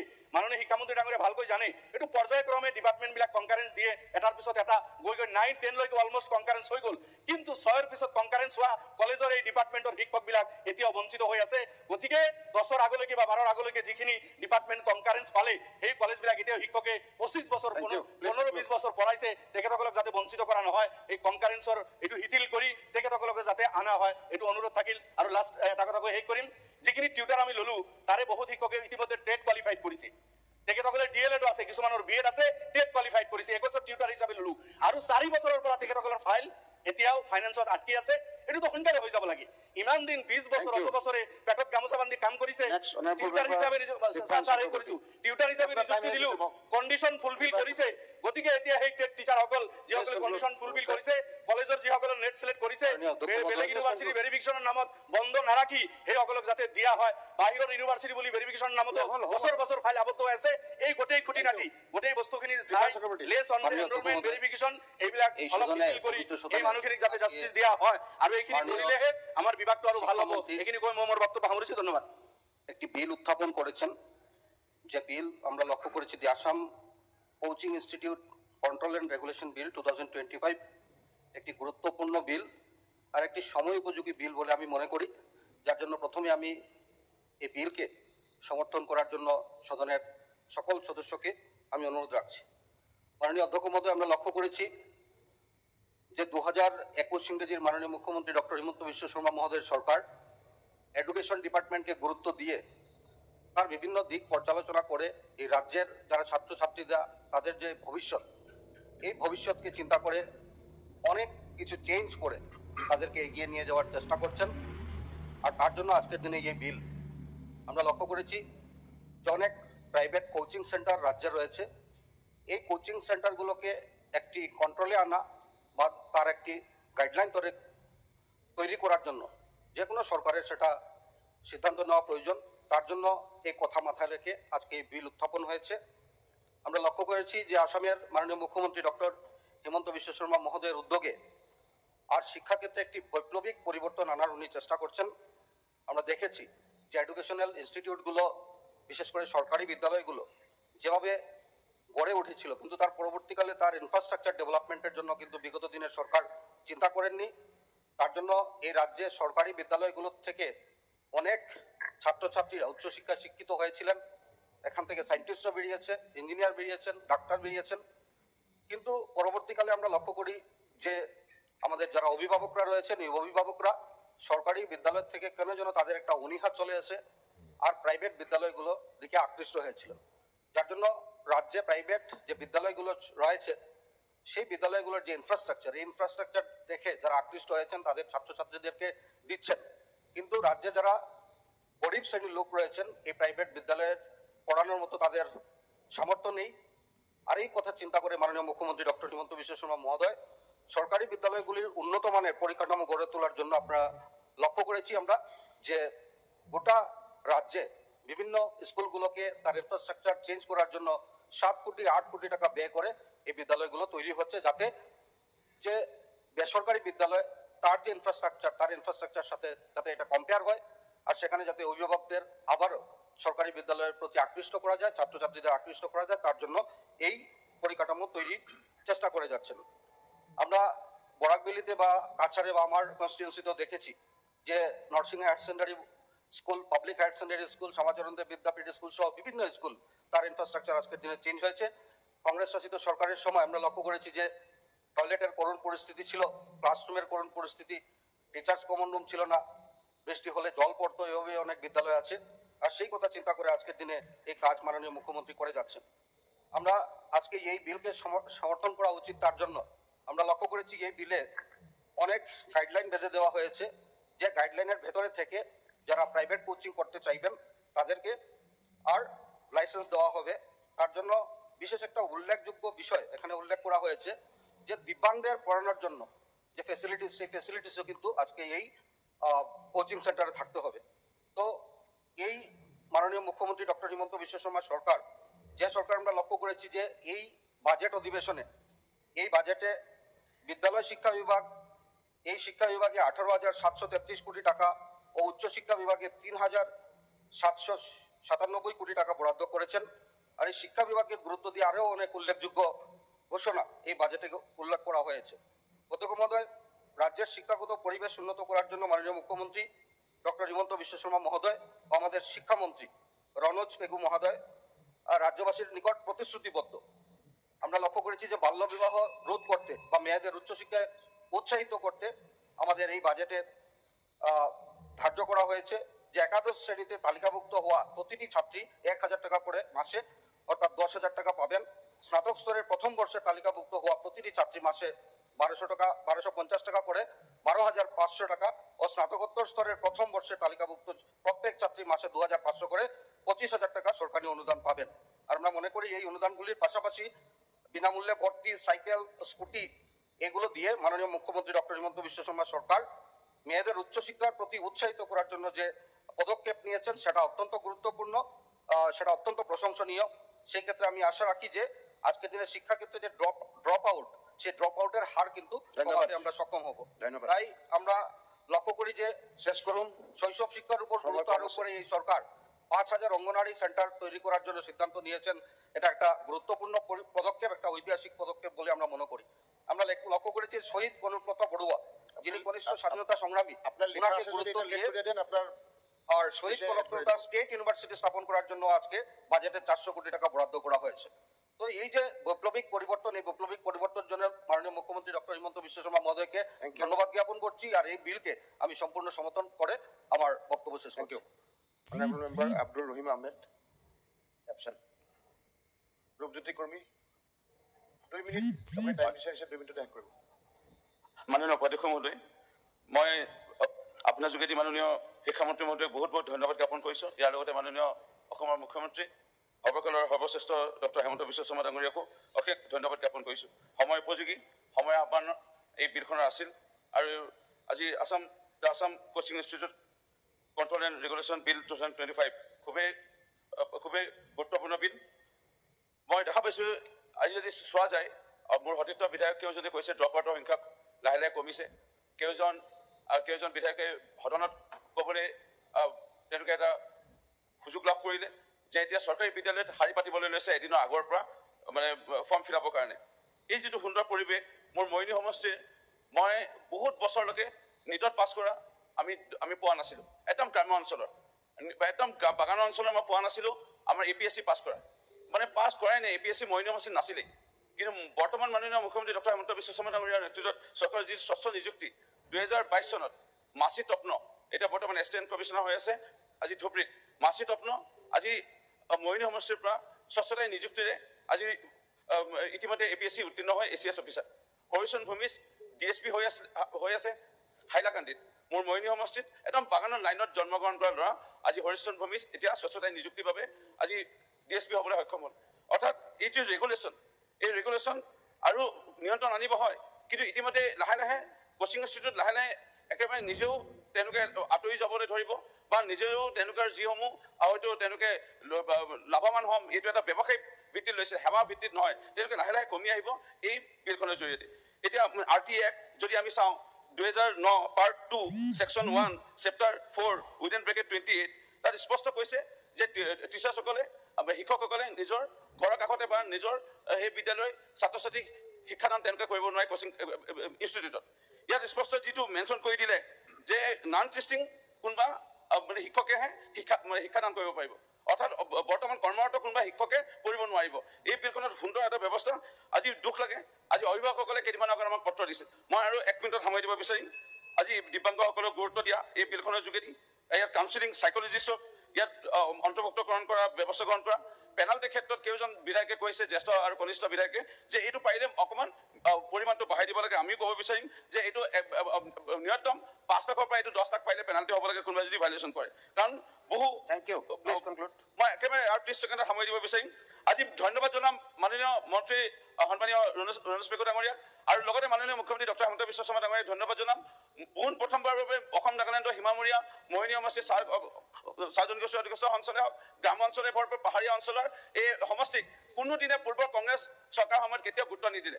বৰ্তমান NDA চৰকাৰ সময়ত আমি আজি মহিলা বিশ্ববিদ্যালয় পালো ল কলেজ পালো আধ্যাত্মিক বিশ্ববিদ্যালয় পালো এই তৃতীয়খনো আশা কৰি আছো তিয়ক চিকেপি কলেজত হ'ব বুলি আজি ইউনিভাৰ্চিটি আৰোহণ নামৰ আঁচনি যি গ্ৰহণ কৰিলে মুখ্যমন্ত্ৰী ডাঙৰীয়াক এইটো শলাগ লৈছো শিক্ষা হেতু যি গ্ৰহণ কৰিলে মাননীয় মন্ত্ৰী মহোদয়ে আমি শলাগ লৈছো চাহ বাগানৰ যি আজি মডেল স্কুল এইটো স্বাধীনতা কোনোদিনে আমি ভবা নাছিলো আজি মডেল স্কুল আমাৰ চাহ জনগোষ্ঠী অধিকস্থ অঞ্চলত আজি নিৰ্মাণ হ'ব বৰ্তমান NDA চৰকাৰে আজি নিৰ্মাণ কৰিলে ডিজিটেল ক্লাছৰুম মই আজি 20 বছৰ হ'ল বিদায় কৰি থকা আজি গ্ৰামাঞ্চল গাঁও বাগানৰ ভিতৰত আমি ডিজিটেল ক্লাছৰুম পাম বুলি কেতিয়াও ভবা নাছিলো আমি NDA চৰকাৰে ডিজিটেল ক্লাছৰুম পালো গুণোৎসৱে এটা আমূল পৰিৱৰ্তন আনিলে ইয়াৰ লগত যদি আমি চাওঁ আজি যদি আমি চাওঁ যিসকল শিক্ষক আজি আন্দোলন কৰিছিলে শিক্ষকসকলে আপোন বাহন আঁচনি দি পেলাই তেওঁলোককো সন্মান জনালে মই একদম 10 ছেকেণ্ড আজি জিৰ' টলাৰেঞ্চ যিটো ইঞ্চুৰেঞ্চ স্কিম পুনৰবাৰ এইবিলাক সমৰ্থন জনাই আমাৰ বক্তব্য সামৰিছোঁ মাননীয় অধ্যক্ষ মহোদয় শিক্ষামন্ত্ৰী ডাঙৰীয়াই যিখন বিল উত্থাপন কৰিছে তাৰ কেন্দ্ৰ কৰি আমি চৰ অঞ্চলৰ শিক্ষাৰ যিটো দুৰৱস্থা সেই সম্পৰ্কে মই অলপ ক'ব খুজিছোঁ 2003 চনত তৰুণ গগৈ চৰকাৰে চৰ অঞ্চলৰ শিক্ষাৰ ওপৰত এটা সাৰ্ভে কৰাইছিল তাত কি পাইছিলে চৰ অঞ্চলৰ শিক্ষাৰ হাৰ মাত্ৰ 19% যেতিয়া অসমৰ শিক্ষাৰ হাৰ আছিল 56% চৰৰ শিক্ষাৰ হাৰ আছিল 19%। তাতোকৈ আৰু এটা গুৰুত্বপূৰ্ণ কথা তাত মহিলাৰ শিক্ষাৰ হাৰ আছিল মাত্ৰ 3%। তেনেকুৱা অৱস্থাৰ পৰা সৰ্বশিক্ষাৰ জৰিয়তে বা বিভিন্ন অনুষ্ঠানৰ জৰিয়তে শিক্ষাৰ হাৰ যদিও বঢ়োৱা হৈছে কিন্তু এতিয়ালৈকেও আমাৰ চৰ অঞ্চলৰ শিক্ষাৰ হাৰ বহুত কম। আমাৰ এখন স্কুলত 200-300 পৰ্যন্ত ষ্টুডেণ্ট টিচাৰ মাত্ৰ এজন বা দুজন শিক্ষকৰ অভাৱ কাৰণ চৰ অঞ্চলত ভেঞ্চাৰ স্কুলবিলাকেই ইমান দিন তেওঁলোকে শিক্ষাদান কৰি আছিলে কিন্তু ভেঞ্চাৰ স্কুলো লাহে লাহে চৰকাৰে বন্ধ কৰাৰ পথত যাৰ ফলত ভেঞ্চাৰ স্কুলবিলাকত মিড ডে মিলৰ ব্যৱস্থা বন্ধ কৰি দিয়া হৈছে গতিকে বহুত ভেঞ্চাৰ স্কুল এতিয়া চলা নাই গতিকে এই ষ্টুডেণ্টবিলাক তাত কোচিং চৰ অঞ্চলত কোচিঙৰ কোনো ৰাজ্যৰ তেনেকুৱা অৱস্থাই নাই যে তেওঁলোকে কোচিং ক্লাছ কৰাই ল'ৰা ছোৱালী শিক্ষাদান কৰিব গতিকে তেনেকুৱা এটা অৱস্থাত আজি বিশেষকৈ মোৰ সমষ্টি 80% এৰিয়া চৰ অঞ্চলত তাতে বহুত পঞ্চায়তত এমই স্কুল পর্যন্ত নাই, হাই স্কুল তো নাই।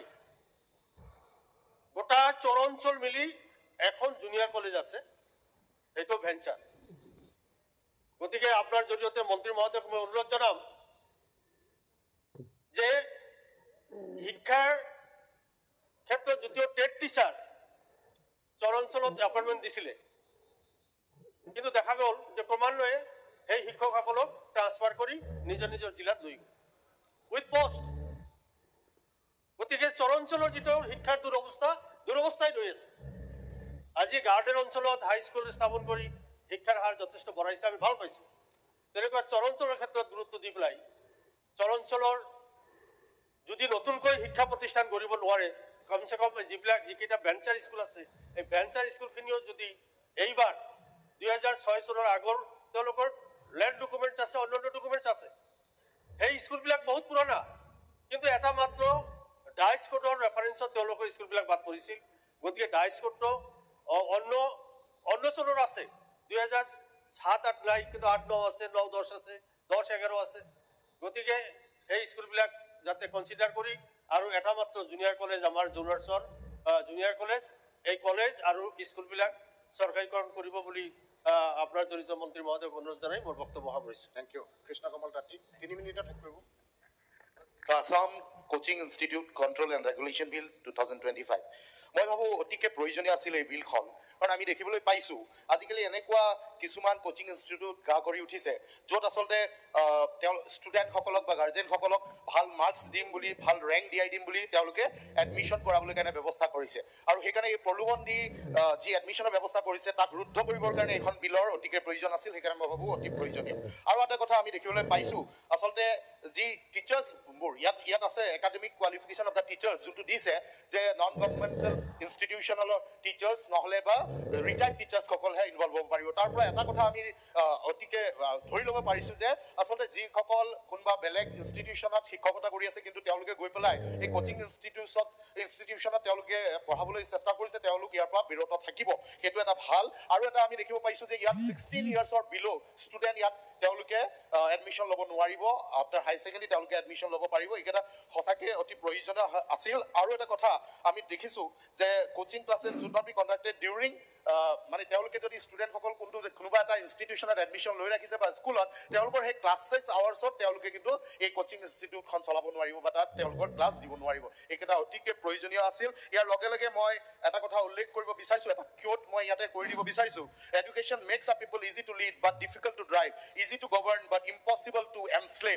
এইটোৱে চাগে কাৰণ যাৰ কাৰণে হয়তো বাগিচাত হাইস্কুল নিৰ্মাণ কৰা নাছিল, কোনো ভবাও নাছিল। কিন্তু আজি অন্ততঃ বিজেপি চৰকাৰ অহাৰ পিছত যে এই মানুহখিনি যে শ্লেভ কৰি ৰাখিব নালাগে, তেওঁলোকক এনশ্লেভ বনাব নালাগে, তাৰ কথা চিন্তা কৰি বিজেপি চৰকাৰে আজি হাইস্কুল নিৰ্মাণ কৰিছে বাগিচাই। তাৰ বাবে ধন্যবাদ আৰু কৃতজ্ঞতা জনাইছোঁ আমাৰ শিক্ষামন্ত্ৰীৰ লগতে আমাৰ মাননীয় মুখ্যমন্ত্ৰী ডাঙৰীয়াক। আৰু এটা কথা মই অকণমান ইয়াতে উল্লেখ কৰি দিব বিচাৰিছোঁ যে ক্লাছ 9মান শ্ৰেণীত আচলতে কিবা কমাৰ্চৰ বিষয় এটা আছে, কিন্তু আমি দেখিবলৈ পাইছোঁ বিদ্যালয় সময়ত বাণিজ্যৰ শিক্ষক তেনেকুৱা নাই। তাৰ কাৰণে হয়তো বহু ছাত্ৰ ছাত্ৰীয়ে তেওঁলোকে এডমিশ্যন লৈ পেলাইও তেওঁলোকে হয়তো মানে শিক্ষকে তেওঁলোকক পঢ়াব পৰা নাই। সেইকাৰণে অকণমান এই কথাটো লক্ষ্য কৰিব লাগে। আৰু ইয়াৰ লগে লগে LP স্কুলৰ বিষয় এটাও মই ইয়াতে উনুকাই দিব বিচাৰিছোঁ।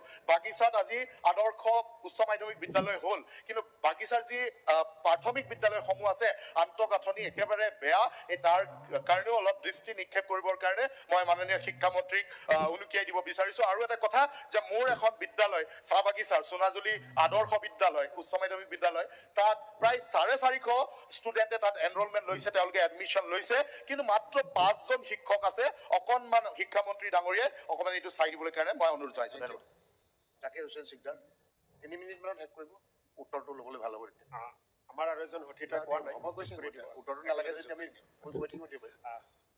উপাধ্যক্ষ ডাঙৰীয়া, যি the Assam coaching institute control and regulation bill 2025ৰ ওপৰত ক'বলৈ সুযোগ দিয়াৰ বাবে আপোনাক ধন্যবাদ জনাইছোঁ। যিহেতু সময় একেবাৰে কম, মই বহলাই কথাখিনি ক'ব বিচৰা নাই। আজি যে কোচিং চেণ্টাৰৰ ওপৰত বা প্ৰাইভেট বিদ্যালয়ৰ ওপৰত বিল আনিবলৈ চৰকাৰে যে বাধ্য হৈছে, কিয় বাধ্য হৈছে, ইয়াৰ নেপথ্যত কি? আজি কোচিং চেণ্টাৰ কিয় হ'ব লগা হ'ল, প্ৰাইভেট বিদ্যালয় কিয় হ'ব লগা হ'ল, এই কথাখিনি শিক্ষা বিভাগে অনুধাৱন কৰিছেনে নাই? এই কথাবিলাকৰ ওপৰত চিন্তা চৰ্চা কৰিছে নে নাই? চৰকাৰখনে এই বিষয়ে তেওঁলোকে চিন্তা চৰ্চা কৰিছে নে নাই? মাননীয় শিক্ষামন্ত্ৰী ডাঙৰীয়া যেতিয়া তেখেতে প্ৰাথমিক বিদ্যালয়ত অধ্যয়ন কৰিছিল, যেতিয়া হাইস্কুলত তেওঁ অধ্যয়ন কৰিছিল, সেই সময়ত তেখেতৰ গৃহ জিলাত কিমান প্ৰাথমিক বিদ্যালয় আছিল, কিমান কোচিং চেণ্টাৰ আছিল? গোটেই অসমখনত কিমান লাহে লাহে লাহে যে আমাৰ গোটেই অসমত প্ৰাইভেট বিদ্যালয়ৰ সংখ্যা বৃদ্ধি হ'ল, কোচিং চেণ্টাৰৰ সংখ্যা বৃদ্ধি হ'ল, ইয়াৰ কাৰণ কি? এই কাৰণখিনিৰ যেতিয়ালৈকে আমি মূল কথাবিলাকৰ মাজলৈ নাযাম, কেৱল ইয়াক যদি আমি কণ্ট্ৰল কৰিব বিচাৰোঁ, ইয়াক যদি আমি কেৱল নাকি লগাব বিচাৰোঁ, আগকে পক্ষৰ বিধায়ক এজনে কৈছে, তেনেহ'লে কথা ঠিক নহ'ব। কাৰণ আজি অসমখনত যিমান প্ৰাইভেট বিদ্যালয় হৈছে, যিমান কোচিং চেণ্টাৰ হৈছে, ইয়াৰ মূলতে হৈছে চৰকাৰীভাৱে পৰিচালনা হোৱা চৰকাৰৰ শিক্ষা বিভাগৰ আওতাত থকা বিদ্যালয়সমূহৰ শিক্ষাৰ গুণগত মান দিনে দিনে কমি আহিছে।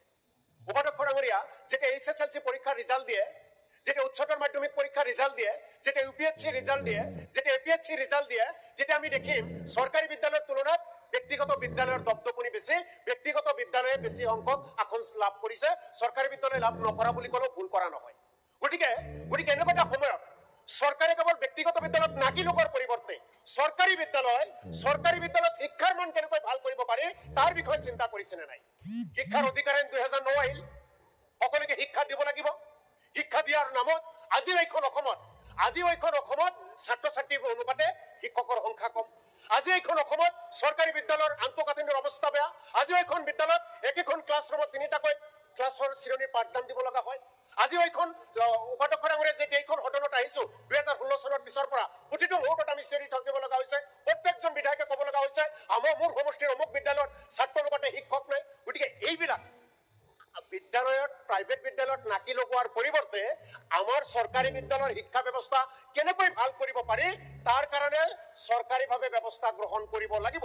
আজি বহুতে কিয় এজন গাৰ্জেনে আজি এইখন মাননীয় মুখ্যমন্ত্ৰী ডাঙৰীয়াৰ পৰা মন্ত্ৰীসকল, বিধায়কসকল, চিফ ছেক্ৰেটাৰীৰ পৰা চৰকাৰী বিষয়াসকলৰ সন্তানসকলে বেছিভাগে কিন্তু ব্যক্তিগত বিদ্যালয়লৈ যায়।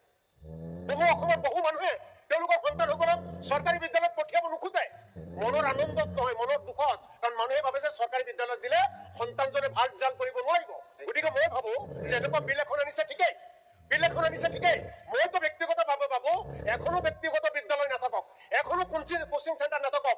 চৰকাৰী বিদ্যালয়ৰ জৰিয়তে অসমৰ ছাত্ৰ ছাত্ৰীসকলে শিক্ষা গ্ৰহণ কৰি মানৱ সম্পদ বিদ্যালয় গঢ় লৈ অসমীয়া মাতৃক আৰু তেওঁলোকে সমগ্ৰ বিশ্বৰ বুকুত উজ্বলাই তোলক, তাৰ কাৰণে মই আবেদন কৰো আৰু তেনেকৈ ভাবো। গতিকে মাননীয় শিক্ষামন্ত্ৰী ডাঙৰীয়াৰ প্ৰতি আহ্বান জনাম। ইয়াতে আমাৰ মণ্ডল ডাঙৰীয়াই এটা অনুৰোধ কৰিছে যে গোৱালপাৰা জিলাৰ চৰ অঞ্চলৰ সোণাৰী মহাবিদ্যালয়, পশ্চিম গোৱালপাৰা মহাবিদ্যালয় এইটো বেঞ্চাৰ হিচাপে আছে, চৰকাৰীকৰণ কৰিব লাগে। মোৰ কয়েক উচ্চতৰ মাধ্যমিক বিদ্যালয় বাণিজ্য শাখা আছে, তেওঁলোকেও চৰকাৰীকৰণ কৰা হোৱা নাই। এই বিষয়ে মাননীয় শিক্ষামন্ত্ৰী ডাঙৰীয়াই কৰিব লাগে। বেঞ্চাৰ স্কুলসমূহ চৰকাৰীকৰণ কৰিব লাগে। বহু বেঞ্চাৰ স্কুলৰ শিক্ষকৰ পদ চৰকাৰীকৰণ কৰিলে 2-3টাকৈ কৰিলে পদ, বাকীসকলে একেলগে সেৱা আগবঢ়াইছে, একেলগে কষ্ট কৰিছে, কিন্তু তেওঁলোকৰ কৰা নাই। হিন্দী পোষ্টেই হওক, এৰাবিক পোষ্টেই হওক, 3rd গ্ৰেড 4th গ্ৰেড তেওঁলোকৰ কৰা নাই। গতিকে আহি থকা সময়ত শিক্ষাৰ কথা যেতিয়া আহে, উপাধ্যক্ষ ডাঙৰীয়া শিক্ষাৰ কথা যেতিয়া পাতে, তেতিয়া চৰকাৰ শাসক পক্ষ বিৰোধী বুলি কোনো কথা নাই। কাৰণ বিদ্যালয়ত আমাৰ ছাত্ৰ ছাত্ৰীসকলক নৱ প্ৰজন্মক আহি থকা সময়খিনিত তেওঁলোকে কি ধৰণে আগুৱাই যাব, তেওঁলোকে কেনেকৈ আগুৱাই যাব, সেই ধৰণটোক, সেই ৰাস্তাটোত আমি গুটি লগাই দিব লাগিব। তাৰ ক্ষেত্ৰত কোনো ধৰণৰ জটিলতা থাকিব নালাগে, কোনো ধৰণৰ টিপনালি থাকিব নালাগে। আহি থকা সময়ত শিক্ষাৰ ব্যৱস্থা ভাল হওক, শিক্ষাৰ জৰিয়তে অসমখন উজ্বলাই তোলক, তাৰ আহ্বান জনাইছো। ধন্যবাদ। Thank you. কিন্তু এটা ইণ্টাৰেষ্টিং অবজাৰভেশ্যন, মেডিকেল কলেজ আৰু ইঞ্জিনিয়াৰিং ইনষ্টিটিউটত কোনো ছাত্ৰ ছাত্ৰী প্ৰাইভেটত যাব নোখোজে, চব গভৰ্ণমেণ্টতে আহে। মনোৰঞ্জন দলটা অনাৰেবল ডেপুটি স্পীকাৰ ছাৰ, যিখন বিল ইয়াতে উত্থাপন কৰা হৈছে, the Assam coaching institute control and regulation bill 2025, এইখনক মই এটা শুভ উদ্যোগ বুলি আদৰণি জনাইছোঁ। এইকাৰণে শুভ উদ্যোগ বুলি কৈছোঁ যে এতিয়া কাঠফুলাৰ দৰে যিধৰণে কোচিং চেণ্টাৰবিলাক আহিছে, ইয়াক নিয়ন্ত্ৰণ নকৰিলে আমাৰ গোটেই ৰাজহুৱা শিক্ষা ব্যৱস্থাটো ধ্বংস হৈ যাব। কাৰণ এইটো সমস্যাৰ সৃষ্টি কৰিছে। এনেকৈ কঠোৰ কৰিব লাগে যাতে এইবিলাক খুলিব নোৱাৰে, চলাব নোৱাৰে, আৰু আমাৰ ৰাজহুৱা শিক্ষা ব্যৱস্থাটো, প্ৰতিষ্ঠানবিলাক যাতে উন্নত কৰাৰ যদি ব্যৱস্থা কৰে, তেতিয়াহ'লে আমি নিশ্চিতভাৱে লোকচানত নাযাম, লাভত যাম। এইটো নিয়ন্ত্ৰণ কৰা দৰকাৰ। ইয়াত মোৰ এটা বিশেষ কথা ক'ব লগা আছে ফেকাল্টি সম্পৰ্কত, যিটো কৈছে যে হেভিং এটলিষ্ট গ্ৰেজুৱেশ্যন। এইটো গ্ৰেজুৱেশ্যনৰ শব্দটো থাকক, মোৰ আপত্তি নাই, কিন্তু ইন স্পেচিয়েলাইজ ছাবজেক্ট, স্পেচিয়েলাইজ হ'ব লাগিব। তেনেকুৱা যেতিয়া আমাৰ উচ্চ শিক্ষাৰ কাৰণে মেডিকেল বা ইঞ্জিনিয়াৰিঙৰ কাৰণে কোচিং কৰিব, তাত গ্ৰেজুৱেট আহিব পাৰে। ই মাষ্ট বি ইঞ্জিনিয়াৰিং ডিগ্ৰীধাৰী হয় যদি, বা এই মেডিকেল ডিগ্ৰীধাৰী যদি হয়, তেনেকুৱা যদি স্পেচিয়েলাইজেশ্যন থাকে, তেনেকুৱা গ্ৰেজুৱেট টিচাৰ হ'লে ভাল। আৰু সেইটো অলপ লক্ষ্য ৰাখিব, নহ'লে আকৌ এসোপা গ্ৰেজুৱেট টিচাৰৰ নামত জাবৰ সোমাই দি পেলাই গোটেই চেণ্টাৰটোকে নষ্ট কৰিব। এইখিনি মই কৈছোঁ, মই পুনৰ কৈছোঁ এটা শুভ উত্তৰ। এডুকেশ্যনৰ সম্পৰ্কত মই দুটামান কথা কালি যিহেতু আলোচনা কৰিব নাপালোঁ, ক'ব লগা হৈছে। মই প্ৰথমতে এই শিক্ষামন্ত্ৰীৰ দৃষ্টিগোচৰ কৰিব বিচাৰিছোঁ যে গুৱাহাটী উচ্চ ন্যায়ালয়ে টিউটৰ আৰু ফিক্স পে কৰ্মৰত এই কৰ্মচাৰী আন কৰ্মচাৰীৰ দৰে নিয়মীয়া পে স্কেলত দৰমহা দিয়াৰ বাবে ৰায় প্ৰদান কৰিছিল অক্টোবৰৰ মাহতে। 6 মাহৰ ভিতৰতে ইয়াক কাৰ্যকৰী কৰাৰ কথা। কিন্তু এতিয়ালৈকে এই ধৰণৰ উদ্যোগটো কিয় হোৱা নাই? আৰু টিউটৰৰ যিটো সমস্যা, তাতে এটা সময়ত চৰ্ত জাপি দিলে তেওঁলোকে যদি কোৱালিফাইড হয় তেতিয়াহ'লে তেওঁলোকক এবজৰ্ব কৰিব টিচাৰ হিচাপে আনিব। কিন্তু বহুত কোৱালিফাইড টিউটৰ তেওঁলোকে DLED ডিগ্ৰী ল'লে, তেওঁলোকে বা ৰিকুৱাৰ্ড যিটো ডিগ্ৰী তেওঁলোকে লাভ কৰাৰ পিছতো তেওঁলোকক এতিয়ালৈকে শিক্ষক হিচাপে অনা হোৱা নাই। কিন্তু গুৱাহাটী উচ্চ ন্যায়ালয়ে যিটো ৰায় দিছে, এই ৰায়টো সম্পৰ্কত যাতে শিক্ষা বিভাগে তাৎক্ষণিকভাৱে ব্যৱস্থা গ্ৰহণ কৰে আৰু এই টিউটৰ ব্যৱস্থাটো শেষ কৰক। আৰু দুটা কথা মোৰ ক'ব লগা আছে, মই কৈ লওঁ, 1 মিনিট নিশ্চয় হ'ব। এই হায়াৰ ছেকেণ্ডেৰী যিটো আপগ্ৰেডেশ্যন কৰিলে, যে আপগ্ৰেডেশ্যন কৰাতে 6টা বিষয় শিকাব লাগিব, 4জন অন্তত মাষ্টাৰ ডিগ্ৰী হোল্ডাৰ থাকিব লাগিব। কিন্তু সমস্যাটো আমি যিটো ফিল্ডত দেখা পালোঁ, কিছু হায়াৰ ছেকেণ্ডেৰী আপগ্ৰেডেশ্যন হ'ল, মোৰ সমষ্টিত হৈছে আপগ্ৰেডেশ্যন, তাতে 4জন মাষ্টাৰ ডিগ্ৰী হোল্ডাৰ আছে, কিন্তু এটা ছাবজেক্টৰে 3জন আছে অসমীয়া। এতিয়া 6টা ছাবজেক্ট শিকাব লাগিব। How it is possible? এই শিক্ষক দিয়া হায়াৰ ছেকেণ্ডেৰী যিবিলাক আপগ্ৰেডেড কৰিছে, তাত এতিয়া হায়াৰ ছেকেণ্ডেৰী টেট পাতে নাপাতে, কি ব্যৱস্থা কৰিলে পাতিছেও, কি ব্যৱস্থা কৰি যাতে 6টা ছাবজেক্ট শিকাব পৰা 6জন শিক্ষক সেই ছাবজেক্টৰে থাকে, যাতে 4জন মানে 3জন তাৰে অসমীয়াৰ শিক্ষক থাকিব, এনেকৈতো নহ'ব। এই হায়াৰ ছেকেণ্ডেৰীবিলাক এটা ভৱনত পৰিণত হৈছে। শিক্ষক নিয়োগৰ ব্যৱস্থাটো কৰক। এটা মাত্ৰ বিষয় মই শিক্ষামন্ত্ৰীৰ দৃষ্টিগোচৰ কৰিব বিচাৰিছোঁ। 23 চনৰ ডিচেম্বৰ মাহত LP UPৰ বাবে 5,500টা পদৰ বিজ্ঞাপন প্ৰকাশ কৰিছিল। প্ৰকাশ নহ'ল, মেৰিট লিষ্ট প্ৰকাশ নহ'ল, কিন্তু এতিয়ালৈকে হোৱা নাই। তাৰপিছত আকৌ হেৰি কৰিছে, 5 চনত DNFৰ পৰা আকৌ 4,500 পষ্টত তেওঁলোকে বিজ্ঞাপন কৰিছে। এতিয়া যদি মেৰিট লিষ্ট প্ৰকাশ নহয় আৰু তেওঁলোকক যদি এপইণ্টমেণ্ট দিয়া নাযায়, সেই যিসকলে চিলেকশ্যন পাব বা মেৰিট লিষ্টত আহিব, তেওঁলোকে ইয়াতো এপ্লাই কৰি দিব। এপ্লাই কৰি দিয়াৰ লগে লগে একোটা পষ্টতে দুটা পষ্টত একজন মানুহে চিলেকশ্যন পাব। আৰু এইটো এতিয়ালৈকে কিয় কৰিব পৰা নাই, এইটো কৰক। আৰু 17 চনৰ যিখন আমাৰ ক্ষেত্ৰত বাধা দিছে, প্ৰভিঞ্চিয়েলাইজেশ্যন বাধা দিছে, এইখন এমেণ্ডমেণ্ট কৰাৰ কাৰণে এটা শুভ উদ্যোগ শিক্ষামন্ত্ৰীক আপুনি কওক। মাননীয় উপাধ্যক্ষ মহোদয়, আজি অসমৰ মাননীয় শিক্ষামন্ত্ৰী ডাঙৰীয়াই the Assam private coaching control and regulation bill, এই বিলৰ প্ৰতি সমৰ্থন জনাই মই কেইখনমান ক'ব বিচাৰিছোঁ। বিশেষকৈ আমাৰ প্ৰাইভেট কোচিংসমূহৰ ভিতৰত কিছুমান সমস্যা নিশ্চয় দেখা দিছে, আৰু সেইকাৰণে এই অনুষ্ঠানসমূহ নিয়ন্ত্ৰণ কৰাৰ প্ৰয়োজন অনুভৱ কৰি মাননীয় শিক্ষামন্ত্ৰী ডাঙৰীয়াই এই বিল আনিছে। বিশেষকৈ দেখা গৈছে অসমৰ হোমগ্ৰাউণ্ড কোচিং চেণ্টাৰ, লগতে অসমৰ বাহিৰৰ পৰা ইয়াত শাখা হিচাপে স্থাপন কৰা তেনেকুৱা কোচিং চেণ্টাৰ, যেনেকৈ আকাশ ইনষ্টিটিউট, চাণক্য কোচিং চেণ্টাৰ ইত্যাদি, তেনেকুৱা বিভিন্ন বাহিৰৰ পৰা আহিছে। আৰু অসমৰতো কেইবাটাও তেনেকুৱা ইনষ্টিটিউশ্যন আছে। কিন্তু সেই ইনষ্টিটিউশ্যনসমূহে কেনেকৈ পৰিচালনা কৰিছে, তাত নিশ্চয় কিছুমান অসুবিধা দেখা দিছে। আৰু সেইকাৰণে আমি চৰকাৰীভাৱে ইয়াত নিয়ন্ত্ৰণ কৰাৰ কথাখিনি অনুভৱ কৰিছে। বিশেষকৈ আমাৰ বিভিন্ন কিবা কাৰণে কম্পিটিটিভ পৰীক্ষাৰ কাৰণে কোচিং চেণ্টাৰ প্ৰয়োজন আছে। আৰু এই কোচিং চেণ্টাৰ আমাৰ অসম চৰকাৰে চৰকাৰীভাৱে তেনেকুৱা কোচিং চেণ্টাৰ পৰ্যাপ্ত পৰিমাণে গঠন কৰিব পৰা নাই। সেইকাৰণে প্ৰাইভেট কোচিং চেণ্টাৰৰ প্ৰয়োজনটো অনুভৱ কৰোঁ। এইকাৰণে প্ৰয়োজন অনুভৱ কৰোঁ, যিহেতু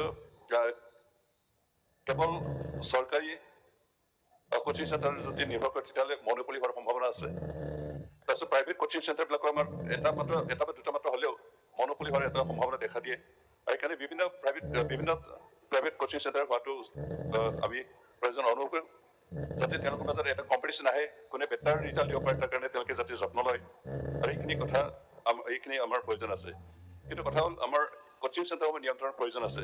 যে বহু সময় দেখা পাওঁ আমাৰ কোচিং চেণ্টাৰসমূহে নিজৰ খুচিমতে খেয়াল খুচিমতে ফিজ ইত্যাদি লয়, আৰু কমাৰ্চিয়েল বেচিছত তেনেকৈ গঠন কৰা দেখা হৈছে। সেইকাৰণে অন্ততঃ মাননীয় শিক্ষামন্ত্ৰী ডাঙৰীয়াই সেইখিনি নিয়ন্ত্ৰণ কৰিবৰ কাৰণে যি আইন আনিছে তাক মই সমৰ্থন কৰিছোঁ।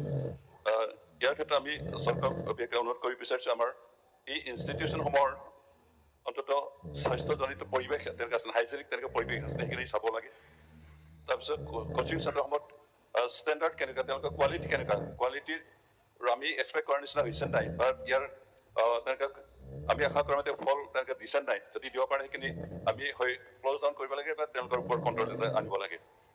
তাৰপিছত কোচিং চেণ্টাৰসমূহৰ যিখিনি টিচাৰ ষ্টুডেণ্ট আমাৰ ৰেচিঅ' থাকিব লাগে, প্ৰপৰ্চন থাকিব লাগে, সেইখিনি আছে নাই। যদি নাই এইখিনিও চাব লাগে আৰু গোটেই পৰিৱেশখিনি চাই অন্ততঃ নিয়ন্ত্ৰণৰ ব্যৱস্থা যিখিনি আনিছে তাক সমৰ্থন কৰিছোঁ মই আশা কৰোঁ আমাৰ চৰকাৰে গোটেই প্ৰাইভেট কোচিং ইনষ্টিটিউটসমূহ যদি আমি বিচৰা ধৰণে কোৱালিটি মেইনটেইন কৰিব পৰা নাই বা শিক্ষা তেনেকুৱা ফুল প্ৰডাকশ্যন কৰিব পৰা নাই তেওঁলোকক ক্ল'জ ডাউন কৰিব লাগে আৰু যিসকল ঠিকমতে চলিছে তেওঁলোকক আমি এনকাৰেজমেণ্ট কৰিব লাগে আৰু লগতে অনুৰোধ কৰিছোঁ আমাৰ চৰকাৰীভাৱে তেনেকুৱা কোচিং ইনষ্টিটিউট গঠন কৰি আমাৰ ছাত্ৰসকলে যি ডিমাণ্ড যি চাহিদা ইয়াক পূৰণ কৰিব লাগে এইখিনিকৈ মই মোৰ বক্তব্য সামৰিছোঁ থেংক ইউ কমলাক্ষ দেৱপুৰ একদম মেইন পইণ্টটো ক'ব উপাধ্যক্ষ মহোদয় বিশেষকৈ এই যিখন bill coaching institute control and regulation আচলতে ইনষ্টিটিউট যিখিনি আছিলে সিহঁতৰ এটা সপোন আছিলে এনেকুৱা এখন বিল আহিব আজি এনেকুৱা এখন বিল আহিছে অধ্যক্ষ মহোদয় আচলতে আমাৰ ৰাজ্যখন যদি আগবঢ়াই লৈ যাব লাগে যদি তেনেহ'লে আমাৰ শিক্ষাৰ এটা পৰিৱেশ লাগিব আমি ধন্যবাদ জনাইছোঁ মাননীয় মুখ্যমন্ত্ৰীৰ নেতৃত্বত আৰু আমাৰ শিক্ষামন্ত্ৰীৰ সহযোগিতাত এনে এটা পৰিৱেশ হৈছে অধ্যক্ষ মহোদয় মই এটা বস্তু ক'ব বিচাৰিছোঁ যোৱাকালি আমি এটা বস্তু চাইছোঁ ইউনিভাৰ্চিটিৰ ধৰ্মান্তৰীকৰণৰ ওপৰত এটা ক্লজ এটা অনা হৈছিল ঠিক আছে এইটো ভালে কথা আৰু কোনো কমিউনিটিৰ ইফাল হ'ব নালাগে একদম যাতে আমাৰ প্ৰত্যেকৰ ধৰ্ম যাতে অক্ষুণ্ণ থাকে অধ্যক্ষ মহোদয় কালি এটা বস্তু চালোঁ UDF আৰু কংগ্ৰেছ ইটোলৈ একদম জাগৰু খাই উঠিছে এই ক্লজটো থাকিব নালাগে তাৰ মানে কি ধৰ্মান্তৰীকৰণ হ'ব লাগে এনেকুৱা পৰিৱেশ হ'ব নালাগে অধ্যক্ষ মহোদয় আসলে কথাটো হৈছে কি আমাৰ আগতে কথাখিনি বাৰে উপাধ্যক্ষ মহোদয় কথা কোৱাৰ ইমান ইচ্ছা নাছিলে আগতে এইটো বিলৰ ওপৰত বা শিক্ষাৰ ওপৰত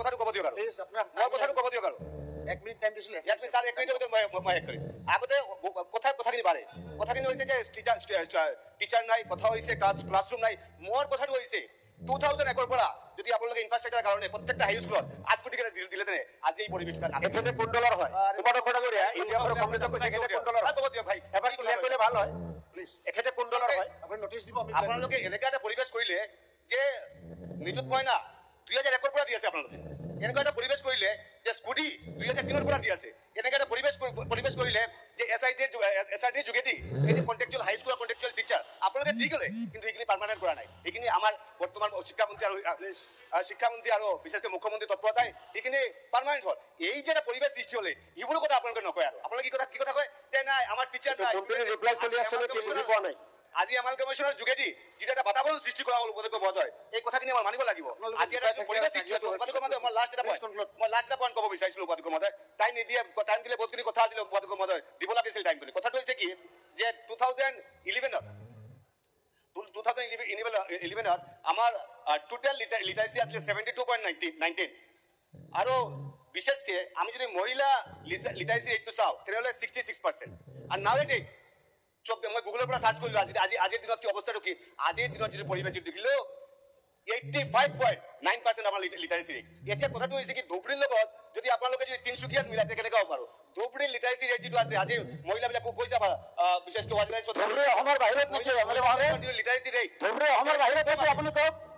আপোনাৰ কি দিকে সেইটো কথা কৈ থাকোঁতে আমি এইটো ক'ব বিচাৰিছোঁ অধ্যক্ষ মহোদয় লিটাৰেচি ৰেট কম আছে এই যিখিনি অঞ্চল লিটাৰেচি কম এইখিনি অঞ্চল আমি কেনেকৈ আগবাঢ়ি লৈ যাব পাৰোঁ সেইটো কাৰণে আপোনালোকে পজিটিভ কথা বাৰ্তাবিলাক ক'ব পাৰোঁ নিগেটিভ মাইণ্ড নেভাৰ গিভ আছ পজিটিভ লাইফ আমাৰ শিক্ষামন্ত্ৰী আমাৰ গভৰ্ণমেণ্টৰ বিশেষকৈ মুখ্যমন্ত্ৰী তৎপৰতা এটা পৰিৱেশ বাতাবৰণ সৃষ্টি হ'ল মই ভাবোঁ যে ভাৰতবৰ্ষৰ বুকত এডুকেশ্যন চিষ্টেম এটা ভাল এডুকেশ্যন চিষ্টেমৰ ৰূপান্তৰিত হ'ব 1 মিনিট আপোনাৰ পইণ্টটো ৰাখক আৰ্গুমেণ্ট কৰিব নালাগে কি 3 মিনিট পাব লাগে মই 3 মিনিট কেনেকৈ পাব নাপাব নহয় শিক্ষা ব্যৱস্থাটো ভাল কৰিবলৈ হ'লে শিক্ষকৰ নিযুক্তি যেতিয়ালৈ নহ'ব তেতিয়ালৈ শিক্ষা ব্যৱস্থা বাকী কাম কৰি থাকিলে আৰু শিক্ষা ব্যৱস্থাৰ মানে উন্নতি নহ'ব মই জাষ্ট স্পেচিফিক মন্দিয়া ব্লকত দুটামান কথা ক'ব খুজিছোঁ 2011 চনৰ চেঞ্চাছ মতে মন্দিয়া ব্লকৰ লিটাৰেচি ৰেট হ'ল মাত্ৰ 38%।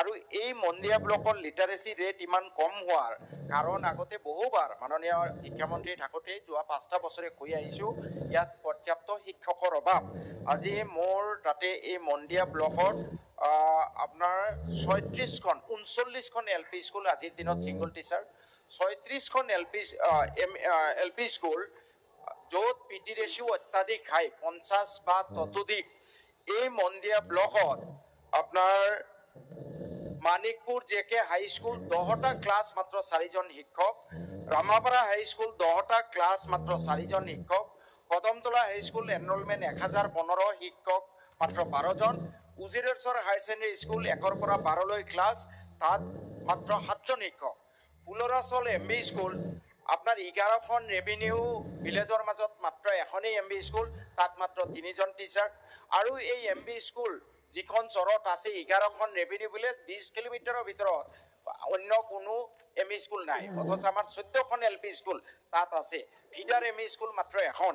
একেধৰণে 1413 মৰিগাঁও ME স্কুল 8টা ক্লাছ মাত্ৰ 3জন শিক্ষক। তেনেদৰে দেউলদি ME স্কুল 8টা ক্লাছ শিক্ষক মাত্ৰ 3জন। এই ধৰণৰ অৱস্থা যদি থাকে ছাৰ, তেতিয়াহ'লে বাকী কথাবোৰ পাতি লাভ নাই, শিক্ষা ব্যৱস্থাৰ উন্নতি নহ'ব। এটা পইণ্ট লাভ নাই বুলি কৈছে দেখোন আপুনি বাকী কথা পাতি পেলাই। ছাৰ শিক্ষা ব্যৱস্থাৰ যিটো এফিচিয়েঞ্চি, আমাৰ মন্ত্ৰী মহোদয় যথেষ্ট শিক্ষিত মানুহ, ডক্টৰ মানুহ, মই খুব আশাবাদী আছিলোঁ তেখেত মন্ত্ৰিত্ব লোৱাৰ পিছত আমাৰ শিক্ষা ব্যৱস্থাৰ যথেষ্ট উন্নতি হ'ব। ক্ৰমান্বয়ে আমি আশাহত গৈ থাকিলোঁ। মই জাষ্ট এটা উদাহৰণ মাননীয় উপাধ্যক্ষ মহোদয় দিব খুজিছোঁ। এজন টিচাৰ মহিৰুদ্দিন, তেওঁ 8 এপ্ৰিলৰ পৰা 6 মে এমাহ জেলত থাকিলে for moral turpitude, for sexual harassment of his children. ইয়াতকৈ বেয়া কথা থাকিব পাৰে নেকি? এমাহ জেলত থকাৰ পিছত তেওঁক ছাছপেণ্ড কৰা নাই। জেলৰ পৰা উলিওৱাৰ পিছত 6 মাহলৈ তেওঁক দৰমহা দি থকা হৈছে। জেলত থকা সময়খিনিও তেওঁ দৰমহা পাইছে। মই প্ৰশ্ন যেতিয়া কৰিলোঁ, তেতিয়া 2024 চনৰ ফেব্ৰুৱাৰী, অৰ্থাৎ 9 মাহ পিছত তেওঁক ছাছপেণ্ড কৰিলে। হাউ দিছ কুড হেপেন? মই যেতিয়া প্ৰশ্ন কৰিলোঁ, মন্ত্ৰী মহোদয়ৰ নটিচত আহিছিলে ফাৰ্ষ্ট এণ্ড ফৰমষ্ট ডিঅ'জনক এপইণ্টিং অথৰিটিক ছাছপেণ্ড কৰিব লাগিছিলে, তেওঁক ডিছচাৰ্জ কৰিব লাগে। যিজন টিচাৰ মৰেল টাৰ্পিটিউডত, ছাৰ এইটো গুৰুত্বপূৰ্ণ কথা, মৰেল টাৰ্পিটিউডত নিজৰ ছোৱালী ছাত্ৰীক লগত ছেক্সুৱেল হেৰাছমেণ্ট কৰাৰ কাৰণে জেলত এমাহ থাকে, তাৰপিছত তেওঁ দৰমহা পাইছে। তেওঁৰ মেছেজটো কৈছে, তেওঁ ছাছপেণ্ড হয়। আৰু এটা কথা আছে, ইয়াৰ পিছত মই এইবাৰ কুৱেশ্যন কৰাৰ পিছত 2025 ছাৰ এইটো উত্তেজনা